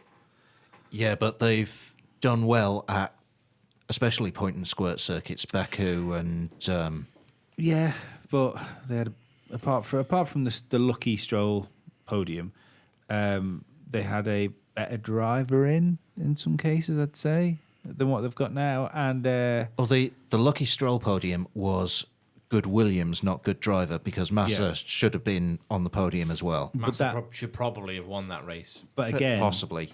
then the difference between that and that year, last year and this year, is the fact that they seem to have a fucking awful car. Yeah. But the engine might not be as good. Maybe not, but And the lack of the absolute world-beating, world-dominating engine, if the Mercedes engine isn't quite as good as it was in comparison to other years, it's showing up more faults in the car. And the driver lineup is just, well, collateral damage. yeah, but then the Mercedes lead team was a second quicker. Yeah. Yeah, there is that. Yeah. Yeah, I think the Mercedes engine is just fine, and I don't think they're worrying at Stuttgart. No. I think one thing that we're all pretty certain, though, for this weekend is that we are going to see Williams struggling. Maybe. I don't wouldn't know. bet on it. I would. I think what some of us are definitely think we're going to see this weekend is Williams struggling. I mean, Lance Stroll, as Dan said before, very good at circuits where there are long straights, heavy braking zone. Long Yeah. straight, heavy braking zone. So this might be a better circuit for him. You know, Baku's only a couple of races away this year. I think it's like the fourth race in the calendar. I think it says on there, does it? Their Azerbaijan? their talent pool is as deep as the shallow end in a kid's swimming pool. Yeah. I wouldn't take your Formula One advice from my mug because it's got China as the second race. Which is not correct. Yeah, Baku is the race after China, Yes. so it's the fourth race. Yeah. And you know, that's where This he- does explain why my dad thought China was the next race, though. it does. If has he got that mug? Yes. Yeah. Fair enough. Bearing in mind that Sean got me one of those in the exact same range for Christmas with Yeah. last year's calendar on, and it was wrong. had the German flag on. Oops. Gives it character, doesn't it? Limited edition. Just wrong. So yeah, I don't know. I think Lance Stroll, you know, he's good at certain circuits, and if that Williams car has got potential, I hope they can unlock it a bit sooner rather than later. It does sound a little bit like the Williams team themselves have already been making excuses. I'd also But- argue we think that maybe last year's Williams probably wasn't too bad. And also, let's not forget Sirotkin retired because somebody got some plastic bag stuck in their brake duct. That's not his fault. No. So let's give it a race Oh, weekend. what next? Halos for brake ducts, Now, jumpers for goalposts. I'm not watching Formula 1 again. And of course, this week we have the start of the F2 season, yes. featuring previous podcast guests, George Russell and Lando Norris. Yeah, and testing's looked pretty good for both of them, actually. Yeah. George Russell has been fastest in a few sessions. I think Lando's been quite near the top as well. Yeah. So, you know, maybe we could see a battle between the two of them for the F2 It's championship. looking like it. Looking Yeah. good. Yeah, and talking of F2 drivers and things they say, Lando Norris's teammate, Nick De Vries, was on Dutch TV last week. But they're both McLaren young drivers. They're aren't both they? McLaren young drivers, and it sounds like he said that if either of them wins the F2 title this year, they will get a shot in McLaren next year in the big boy team. Does that mean in an FP1? Yeah. I think it'll be more than Nick De Vries seemed to think it would be more than that. I think and you're right. They've been talking to Zach, and Zach has been saying that if one of them wins, they go in a McLaren. Yeah. That's what he's claiming. Now, has he? He's been taking lessons from Nicholas Latifi. I was going to say, has he Latifi'd himself? Because Nicholas Latifi was definitely replacing Jolyon Palmer. halfway through the season last year.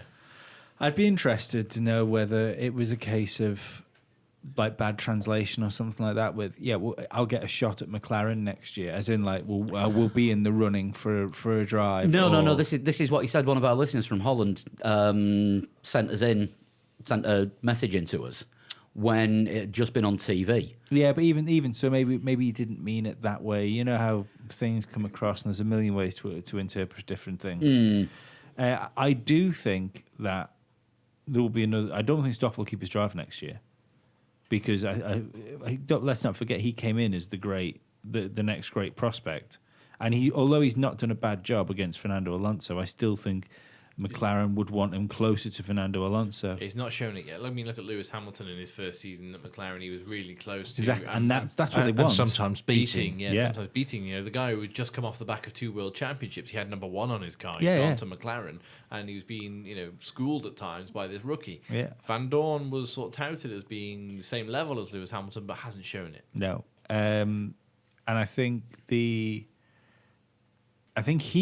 has got a big job there because maybe he's right. Maybe he does have to win the F2 title, but the way McLaren talk about Lando, I don't think he does have to win the F2 title because he's made it's a new team, isn't it? That's to come in. Well, no, it's they're coming back to Yeah, but they back to the have, second level. They haven't been there for the last couple of years, but Yeah. they've started their F2 program again. but again, they're new cars, and stuff like Yeah, that. It's because not- because it's the first new car in F2 for was it 5 years since the last ones came yeah, in? and I think it will probably go in his favour because I think he's made a habit of winning world championships at his first go. Like in other series he's been in, I think that'll probably stand well for him. But I see him and Fernando Alonso, In Lando and Nando. yeah, because let's face it, he's the reserve driver. He's the reserve driver, and his teammate isn't the reserve driver. So he's clearly a foot closer to getting that drive. Yeah. And also, I mean, I know this goes. It's like, of course, Lee, he's a fucking reserve driver, but any press stuff you've got, the 3 of them. He's rolled out for so many McLaren press events and stuff like that. Mm-hmm. It's. I think he'll be in the car next year, unless he has a horrible year in F2. Yeah. But again, other podcast guest George Russell looking quite strong as well in early testing. I mean, we can't tell much more. I think he'll be in the apart from Force India next year. that. He may well be. May well be. The way he's going. I mean, looking at the last test from Bahrain, which was Last week. Last week, George Russell 6th, but only 4/10 off the fastest lap. One place ahead of Lando, who was only half a tenth down on him. Yeah. And practically everybody out qualifying former Manor F1 driver Roberto Meri, I who think- appears to be the new Johnny Cecotto, just hanging round GP2, F2, and they can't get rid of him for some reason. Oh, well. I think it might be a good time for Lando and Russell as well because you always have like the sort of there's like staple nationalities that you get in Formula One, and it seems that whenever British drivers drop down to like just having one British driver, there's always another British driver or 2 British drivers to plug in, regardless of how good they are as well. And given the fact that a lot of Formula One is based in Britain, and, a lot of the people involved high up are British. I don't think that's an accident to always have British drivers filtering through. Sometimes you get a Lewis or a Jensen, sometimes you get a Stevens or a Chilton. Yeah, exactly. Or Ralph Furman. Raced with an Irish licence. Did he? Yes. So with just Lewis being there now, I think I think we'll have another couple of Union Jacks there next year, or at least one of the 2 of them. Well, I mean, don't forget Jack Aitken as well, who's on the Renault programme. And George Russell's teammate. Yeah, and he's looking quick. Yeah. So there's a chance for any of those 3 to step up. It's funny though, isn't it? It's funny how you get regardless of how quick guys are, you get certain drivers where there's just a buzz about them. Regardless, no matter who's going on. Like Jack Aitken, he's been floating around, but he still feels a little bit like he might be the next. Palmer. Well, no, I wasn't even going to go as far as Palmer because he made it to Formula One. Who was your man that was testing for Mercedes for ages? Gary Paffett. No, more recently. Oliver that, Gavin. in Formula E. Sam Bird. Yes. Yeah. It's there's that sort of feeling for me about him. I might be wrong. He might go out and fucking smash it. The nearly guy. Yeah. I also think. I hope not, because he's been following me on Twitter since he was in Formula Renault. So Has he? That's cool. Also, your Renault might not be the easiest team to get into. with Sainz and Hulkenberg. Yeah. Though remember that Sainz is not a Renault driver. Yeah. And they might need a driver next year. He yes. said this week he feels like a footballer on loan. The only difference being He's a racing racing driver driver. on loan. Fair enough, mate. There's definitely comparisons to be drawn. Yeah. So does that Going back to my previous. So does thing that then. mean he's not allowed to play against Red Bull in the Cup? So go back to my previous thing. If Red Bull do lose one of their drivers, of course, completely forgot about that. They're just going to plug Sainz in. Yeah. Yeah. That they can just plug Sainz in. Doesn't mean they're going to. I'm But pretty they've sure got the would. option. Bearing in mind what they've got below the big boy Red Bull team, Yeah. Yeah. they'd be bloody stupid not to if they had the choice. And as everyone knows, once you sign up to the Red Bull program in any way, shape, or form, they own your soul. I'd also. I can't think of a situation where a driver's been forced to drive for somebody. And I can't remember who said it as well. It might have even been Christian Horner when it was because it was about Sebastian Vettel. And he turned around and said, "You can't force somebody to drive for a team." He said, Formula One is too high stakes to make people drive for you if they don't want to drive for you. And if Sainz wants to stay in Renault, I think some sort of deal will be made that makes him stay in Renault. Yeah. Maybe Renault will have to give them a couple of drivers to sacrifice to the Red Bull God or something. Maybe you'll see Latifi go the other. Oh no, Latifi's at Williams now, isn't he? Yeah.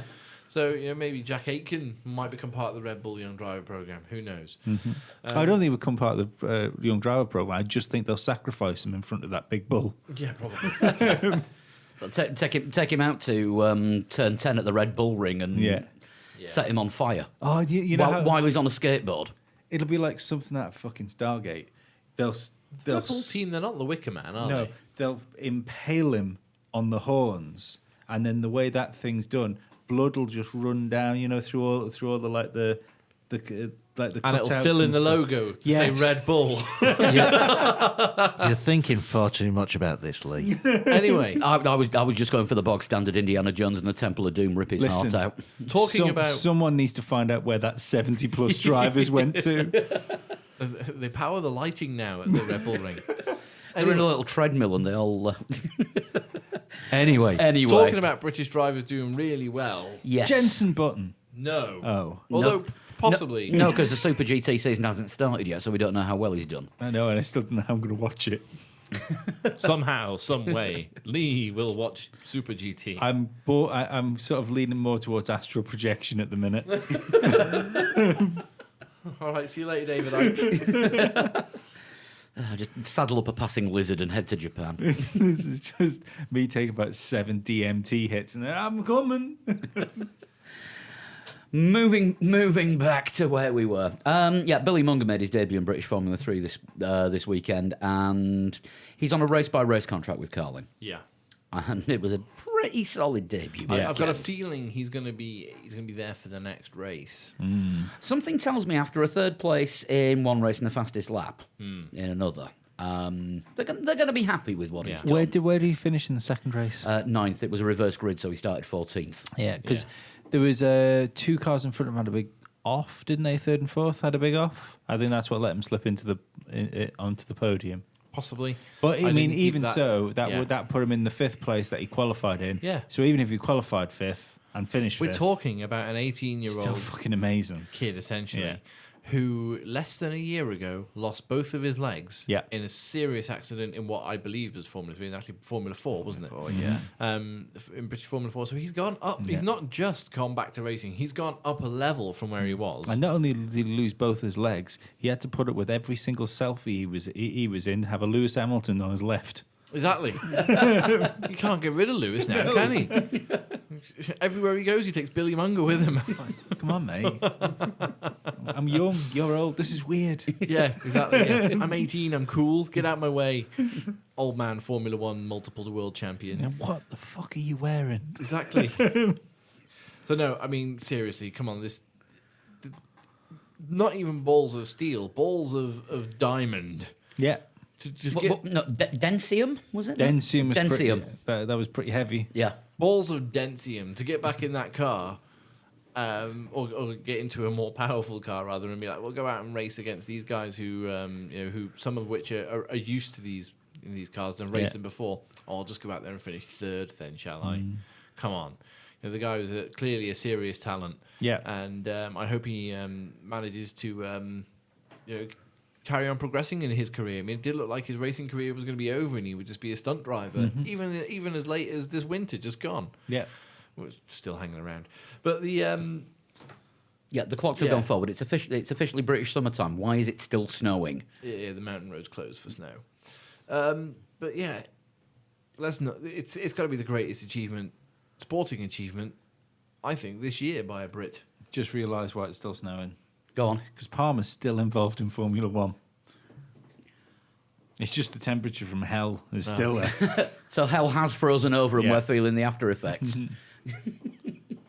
Now, I honestly think Billy Munger's return and him finishing third deserves not just a Sports Personality of the Year award already, despite the fact we're only just inside April, but it's the greatest sporting achievement by a Brit that I can think of in recent years.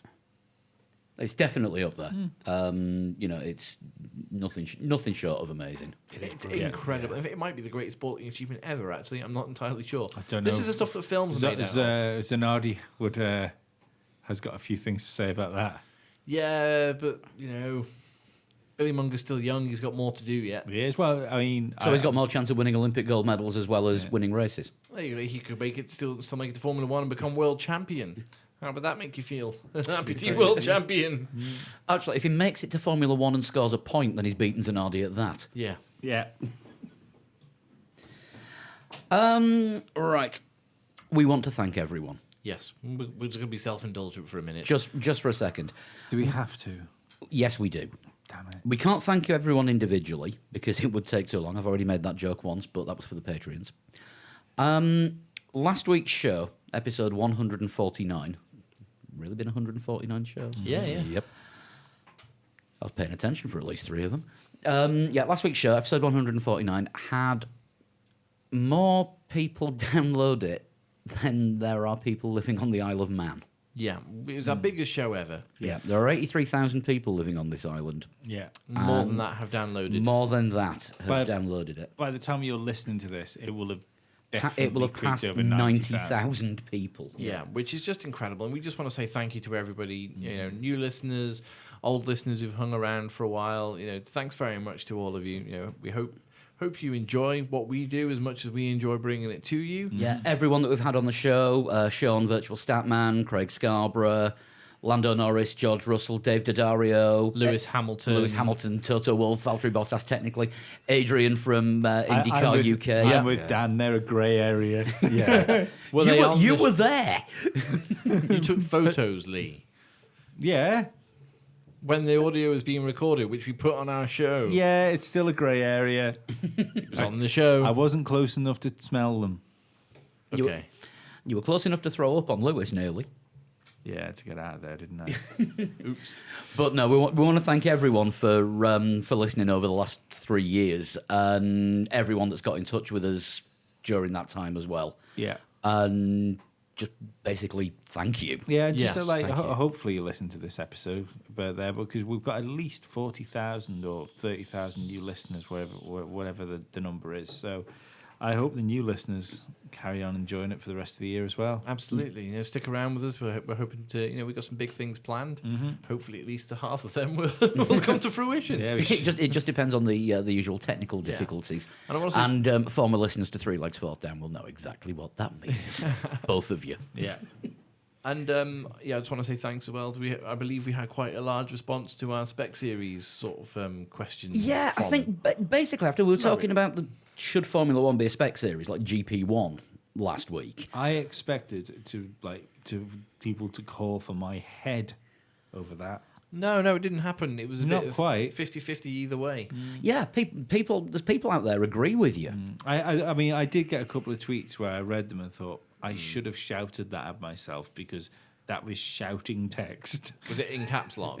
It wasn't in caps lock, but the way it was put, they weren't happy with any of the ideas. Do you want to know how to shoot down these people straight away? With a gun. No. Just respond. You okay, hun? But yeah, it was no, in all seriousness. So thanks for all your responses to that. I saw a few responses on Twitter. Got involved in a conversation with a couple of listeners as well. It's interesting to see what Sean Kelly, Virtual Statman, put forward.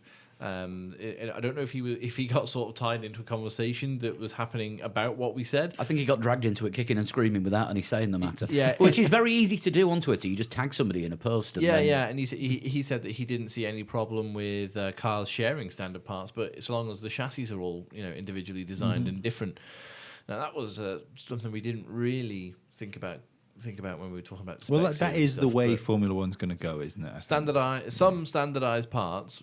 He said it's happened before in the 70s, but everybody had very individual chassis then. But everyone built it around the Cosworth DFV, apart from Ferrari, because that was the engine at the time. Yeah. So there was a lot of standardisation then, just because you had to have that shape hole in the back of the car. Yeah, was it from like 1967 up until 1985? The Ford Cosworth DFV was in Formula One. Yep. So you wouldn't get an engine lasting 18 years in the sport from now onwards, would you? So Not a chance. With an average. Well, they last good 7 or 8 races. But yeah, that's not 18 years. To be fair, the ones that finished in 85 were completely different to the ones that. Newsflash: next year's Sauber to run 1979's Ferrari engine. And be 2.5 seconds faster. And sound better than anything. Oh, not noise gate. We're not No, starting noise not gate starting again. noise gate, No, 'cause- don't bring on the trumpets. No, Fucking hell. no, please don't. Talk about wastegate. Oh, very good. Technical analysis there from Lee on how to use your turbo. Can we just shut the gate and move on? Do you need me Yes. to explain what turbos are again? They're snail, trumpets. Yes. Snail trumpets is correct. But yeah, going back to the spec series, I had a tweet from Joe Heilman saying, "How about this is an idea? The cars are 60% standardised. Leave the other 40% for the team to come up with new technology and creativity." That's like- brilliant. What But percent? what's the 60%? What comprises that 60%? I would probably swap that around the other way as well, so that it'd be less than half was standardised. Because I don't see how you push forward with only 40%. But I mean, the theory behind it's brilliant. Yeah, it's one of the Ross Brawn's ideas. That the MGU sections of the engine will be standardised FIA Did you say it was ones. one of the Ross Brawn's ideas? How many Ross Brawns are there? No, one of the Ross Brawn plans. Oh, right. Okay, sorry, I misheard you. But this, I might have said, I don't know. One of the Ross Brawns. Like, how many Ross Brawns are there? More than you'd think. this could go in the Lee and Chris say Formula One pile. Go on. On one side would be shit because cars would look similar, but realistically, cars look pretty similar anyway. Yeah, who was it that said paint them all white and you couldn't tell which one was which? Me, and then Craig Scarborough agreed with me. Yeah. No, I thought that was somebody in real life. Might have been Charlie Whiting, actually. I don't know. It was on we spoke about it on the Yeah, podcast when Scarps was on. Yeah, No, I think it was Adrian Newey that said No, it was definitely Scarbs that was on with us. Yeah. You know what? Stop playing with my head because But, it's not working.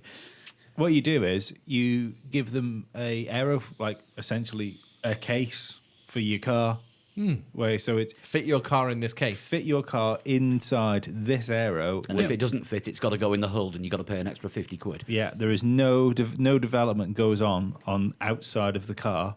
Everything you have to do is inside. So that leaves your engineering, and it puts you back on Flood's idea of where you're going to get a lot of interesting flaws getting loaded up.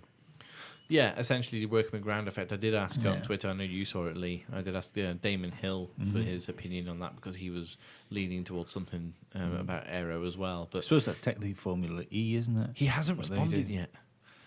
He hasn't responded yet. So, yeah. He rarely does. Shall we move on to some sort of fun and games time? We can do that. First thing is, don't forget there's the Fantasy Formula One game that we've got a league at gridrival.com. Still got time to set your team up. So there's a system there where if you join the season late, you get the average amount of points that people have got. So you start off in the middle of the grid. So even if you're a race behind, you don't have to make it up. Based on the team that you select. Based on- budgets. Yeah. That's a good idea, isn't it? So if you go to gridrival.com and set up your team and look for the 3 Legs 4 Wheels League, Also, if you select a team that's better than mine, you're probably just going to beat me by the end of Bahrain anyway. Yeah. Score more points in one race, and I've got over 2. For those that are in on the in joke, I'm 20th in for F1's sakes championship. Total shunt. Total shunt. What you call shunt F1? Shunt life. Shunt life. Is it? Was it? Shunt. I can't remember. Yeah. It's. Well, let's face it. It's. You're gonna know. Yeah. Yeah. Yeah, at the moment, we've got 308 teams Yeah. in our league. Well, have we really? That's gone up. That's gone up since last time. Yeah, that's cool. We are the fourth largest league in the game, bearing in mind the largest league is the global leaderboard with everybody in it. So we are the third biggest league that you can join. Yeah. So join in with that. See if you can beat us. See if you can beat the experts. Well, are you calling us experts? No. There are experts as well as us. Oh, okay. Right, fine. Fair enough. Like all the people that are ahead of all of us, they're the experts. Yes, probably are. The guys who are leading it probably experts. Are we going to do shunt now? I don't know. You're going to get that guitar? No, we're going to do it vocally. Oh boy. Total shunt. Total shot. Total shunt. Total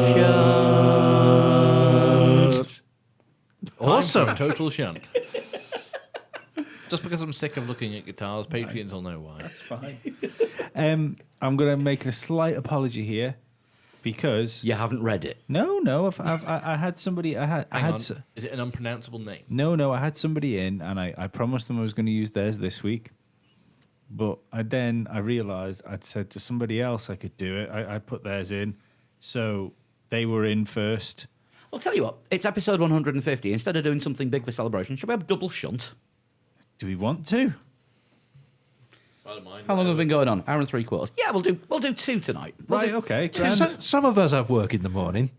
So do I. It's just I don't have a commute. Tell You what. don't get out of bed, though. Tell you what. We'll have a sprint shunt and a feature shunt. Ooh. Topical. All right, okay. Well, I'll give you 4 questions for this one. You see if you get it. Clue 1, clue 3, and you can pick them. But I was born in January 1980. Okay. that makes them 38. 38. My father was involved in British Rallycross. Jensen Button. Yes. Thank you, J Moore. Who was that from? That was from J Moore. Well done, Dan. Well done, Chris. And now the feature Thank you. shunt. Right. This one is from Alex Neville, Okay. the missing Neville brother, it would appear. I was born in 1963. Okay. So 55 this year. Yes. Okay. I was known for having a competitive presence in 2 professional leagues. Right. Okay. In 2 professional leagues. Disciplines do we think of racing or? It's going to be something on 2 wheels, something on 4. I'm just going to say I don't. Indie Racing League And was... Champ Car. I was just going to say I don't know if this guy's American or not. So Okay, yeah. it could, If he's called something like Brink Hinkleberger, there's a damn good chance. could realistically, because I can't see the name at the bottom here, so it realistically could still be talking about Formula One. Are you? Well, no. Also, could be like just a sort of lost in translation thing, of course. But Yeah. no. I think we get what they're trying to say. Are you Brink Hinkleberger? I don't even know who that is. Neither do I. Are you Hink Brinkleberger? I'm Hank Brinkleberger. I made my professional racing debut at Daytona in 2004. And I would like a guess. That is bloody late for a professional Yeah. debut. Assuming it's a person. Could be a monkey. We've had monkeys It before. could be a person because Fabien Barthez, the former Man United and France keeper, Leagues. yeah, is now a professional racing driver and takes part in Le Mans every year. But he made his debut at Daytona 2004. Was he not still playing golf for France then? I don't think anyone was playing for France in 2004. That was the European Championships where they all tried to beat up the coach, wasn't To it? be fair, if you turn up to Le Mans with a couple of mil in your pocket, I think you just get to drive. Throw that in as a guess because it's quite good and a little bit left field. Yeah, okay, so we'll throw Fabien Barthez in as the first guess. I received my highest individual honour 5 times in my career. Highest individual honor. Player of the year, Goalkeeper of the year. possibly. Yeah. Yeah. Yeah, The Golden Glove, is it? I think it is. Yeah, That sounds about right Yeah, for Fabian you- Barthez. yeah. But yeah, these are the sort of questions that suggest that Could the be question anything. isn't about Formula One or Yeah. even motorsport. Or is It's- that what he wants you to think? It's the sort of phrasing that's used when they're trying to trick us. Yeah. Still got nothing else apart from Fabian Barthez on this. I'm a 6-time world champion. That rules that out then, because he's only won the World Cup once. Unless he's a 5-time world champion at motorsport. Or tiddlywinks. Do they play Tiddlywinks in France? Le tiddlywonk. I believe they call it Les Boules. They play it with big, heavy silver balls. Le petit moi. Yeah, okay, that changes everything. World champion, what was that, 6 times? Yeah. Yeah. There's no Formula One driver who's been world champion 6 times other than Michael Schumacher. There's no Formula One driver who's been Formula One world champion 6 times, other than Michael Schumacher. Yes. Yeah. There are many, many, many world championships that aren't the Formula One world championship. Yes. I mean, it could be a boxer that's gone into motor racing, because sometimes all you have to do is win 1 fight and you win 6 world championships. Anthony Joshua. No, he's only got 4. He's not quite good enough No, yet. right, fine. Fair enough. 6th clue. Yeah, please. My racing career was short-lived. So it's not Fabian Barthez, because he's still going. In the same race that he started in, he's just really, really slow. But he's still faster than Max Chilton. Right. He can't say that anymore. Max Chilton's pretty fast in Indy. IndyCar. Yeah. He's a poster boy for IndyCar now. 'cause Turns out it wasn't the speed thing that was his problem. It was the turning. he looks like the missing Tracy brother. Yeah, it was all the turning. Perhaps the Manor wasn't the best car at the time. That is also... There's definitely something behind that. I can't believe you said missing No, Tracy brother. There We- wasn't anything behind the man. We've mentioned my favourite documentary twice now this evening. We have. My favourite documentary being Thunderbirds. We need a guess after this from this one, don't we? Yeah. I got nothing. Oh, I got nothing. Ooh. Dan's oohs. Dan tends to get it when he goes ooh. I got nothing. Ooh. Alex Zanardi. Ooh. Ooh. Everybody's oohing. What's going on here? Alex Zanardi has been world champion at all sorts of things. Yeah. And his racing was- career was short-lived, but he's kind of racing again. Is it He's Italian GT he's racing in for BMW? Possibly, yes. But he was professionally racing well before 2004, wasn't he? Yes. Damn. That would have been a good one. No. It would have been a good one if it was right. Yeah. I want one. I don't think we've got anything else, even though we know it's wrong. I think we're going to have to say it. Okay. Let's go for Alex Zanardi for now. I attended the University of North Carolina. So did a lot of other people. Move on. Next. North Carolina is NASCAR country, isn't it? Yes. About as NASCAR country as it gets. Maybe a little more in Virginia. It's also a terrible Shaggy song. North Carolina. I think what he was looking for was a da ba ba ba da. It's the only Shaggy impression I can do. Start my car. North Carolina. My car. Start my car. Next clue to just get us out of the Shaggy impressions, please. Where is it?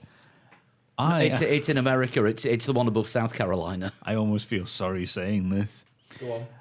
I'm an Olympic gold medalist. Alex Zanardi. Yeah. But he made his professional debut well before 2004. I can't help but feel that this is the first total shunt I've done where the more knowledge I give you is the less you have. The more I know, the less I understand. Yeah. Next. Next clue. Today, my name has a net worth of over $1 billion. Dr. Evil?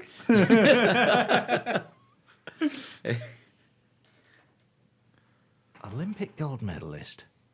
Name is worth a lot. Short-lived racing career. Tony Stark. One race in Iron Man 2. Yeah, but that was at Monaco, not Wait, at hang on. Daytona. Oh, yeah. Darth Vader ever win any? He was all right at pod racing when he was Anakin. Yeah, and his name would well be worth over $1 billion. Yes.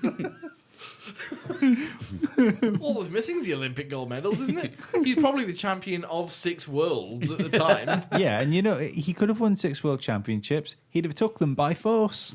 And he'd be looking for all his gold medals in Alderaan places.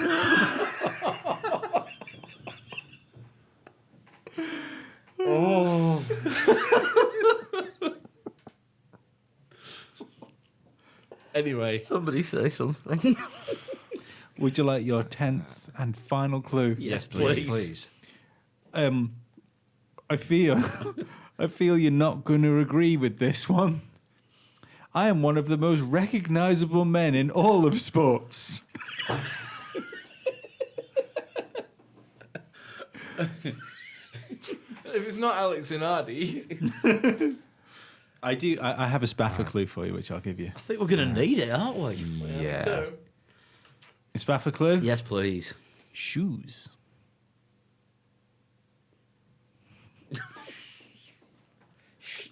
That's the clue. Shoes. Do you know what? This is one of the rare ones as well. I got it before. Well, as we were reading down, before I got to the bottom, got it. I know who it is. Shoes. Yeah. I just shrugged. Sorry, you couldn't see me shrugging on. I think I can give you another one. I think you may need to. I have a connection with animated characters. Michael Jordan. I'm Michael Jordan. Right. Would you like to know why? Yes, please. I am Michael Jordan, who owned Jordan Motorsport, an AMA superbike team from 2004 to 2013. I didn't know that. Oh, right. So did he actually race for him, or I don't know. am I going to have to look this up? That's a very good one. Completely stumped us. Basketball's not an Olympic sport, is it? Yeah. Yeah. All right. I thought you were going to say, basketball's not a sport, is it? You're quite right, though. One of the most recognisable men in world sports. Yeah. Yes. I had no idea he had any involvement with motorsport, though. No. By the sounds of it, it wasn't fruitful. When, 9 years. let's have a look. Yeah, went bust in 2013. Due to lack of sponsorship. I thought he said he was going to shut it down, and the sponsor said, "I'll just do it."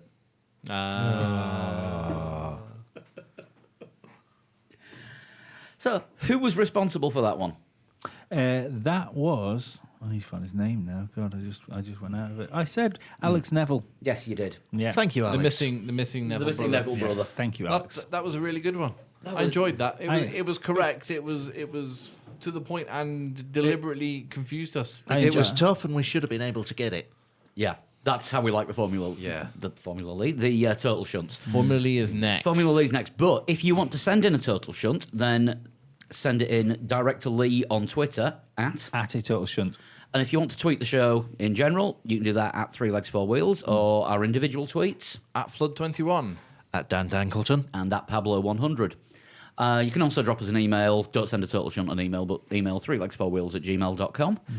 And we're kicking about on Instagram, and I will do something with that Drive Tribe thing one of There's these Facebook days. as well. There's Facebook, obviously. There's a lot going on there. Patreon.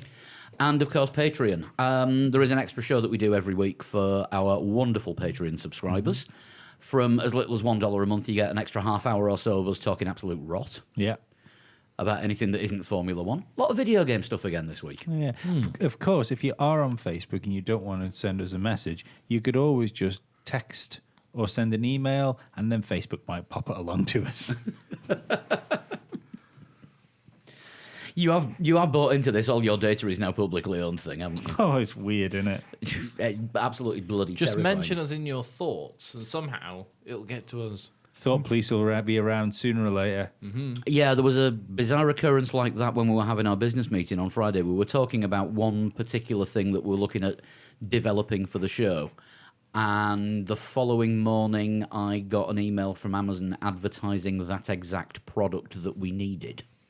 Yeah, and somebody I was talking about, I got a message off minutes later. I hadn't heard from them for some time. It was like, okay, that's weird. So, welcome to this week's episode of The Matrix. Yeah. Formula Lee, still a week to go on the Bahrain Challenge. It's in the wet in a McLaren. Thank you very much, says the entire world. That's pretty good. I keep losing the back end. Yeah, no, I think I'm doing reasonably well. Haven't had a go yet. I've managed. I think I managed to put a legal lap in, but no, the back end of the car feels like it's doing something completely different to the front end, which is always disconcerting. Need a better setup. I think I do need a better setup. I'm gonna have a play with it, but I've got a PlayStation VR helmet on the way, so I'll just be spending the rest of this week looking like a member of Daft Punk. Chris, you have your phone in your hand because you need a siren, and this siren is dedicated to Michael Incognito. Danger, people. Because this is a Jacques attack warning. If you do not wish to hear any more about Jacques Villeneuve or his song Fooling Around, turn the podcast off now. Or press pause. Oh, hang on, no, that won't work, will it? No. Don't forget the Jacques Attack campaign. We want to get Fooling Around by Jacques Villeneuve into as many charts as possible on the Canadian Grand Prix week. Yes, if you haven't heard the song and you're intrigued by this, just pop along to YouTube and type in Foolin' Around, Foolin' with no G. But an apostrophe, because they actually did it properly. Yeah, they did. Foolin' Around, Jacques Villeneuve. And be amazed at how the 97 Formula One World Champion didn't make it as a musical superstar. So we've got the links on our Facebook page. There is an event that you can join in with, and we'll be sending out reminders close to the time, but there'll be links on there where to stream or buy the track. We'll probably won't go on about it every week, but as we've just launched the campaign, we'll go on about it for a little while. Yeah. Yeah. And there'll be more reminders closer to the time. And don't worry, it'll all be over after Canada anyway. Yeah. Bit like the World Championship, really. No, I hope not. What are you watching? There's like 200 races this year. Oh, what is it, NASCAR now? We've not even got to the Mars Winter Series. They're the new sponsor. Right, we will be back next week, but in the meantime, the Bahrain Grand Prix, I will be doing the live blog for qualifying as always. Yeah, and if you want to send us your predictions, please do so. Please do, and we'll see how well everyone does with their predicting. Is it as good or as bad as we are? And the three of us, me, Dan and Chris, will be there for the live race blog on Sunday. Yes, we will. For about, I was going to say 90 minutes before lights out, but now all the races start at 10 past, 100 minutes before lights out. Thank you very much, Chase Carey. Yeah, the Australian Grand Prix, that really, I don't think we spoke about this last week, but that really confused me when it was just like, oh, it's time for the grid walk, and it was just like, it's only 10 minutes to go. It's a bit late, isn't it? Oh, no, it wasn't 10, it was 20. 20. Yeah. But thankfully it's at a reasonable hour for everyone in Europe this week, because I think it's about 4 o'clock, 10 past 4 start. I'm never going to get used to this 10 past malarkey. So, we'll be around on Sunday. Me, Dan and Chris will be doing the blog. Lee will be throwing the odd comment in over Twitter. I'll show you some of what you have to say. I'll end up on the blog. Sean will be there with us as well. Yep. And we'll be back next week to review the Bahrain race and look forward to China, because we are into back-to-back weeks already. Yeah. Well, hey. Load of new listeners as well, so go and check out my other podcast too, Must See Audio. If you must. Yeah. Right, thank you very much for listening. And again, thanks to everyone that's downloaded the show and stuck with us for 150 episodes. We appreciate it, and we really appreciate it when you come on social media and say hello to us. We like to say hello back to you too. Yeah, I don't have many real friends. Certainly not in this room. Whose fault is that? The fishes? I like the fish, actually. Fair point. We'll see you next week. We will indeed. Bye-bye. Bye. Bye.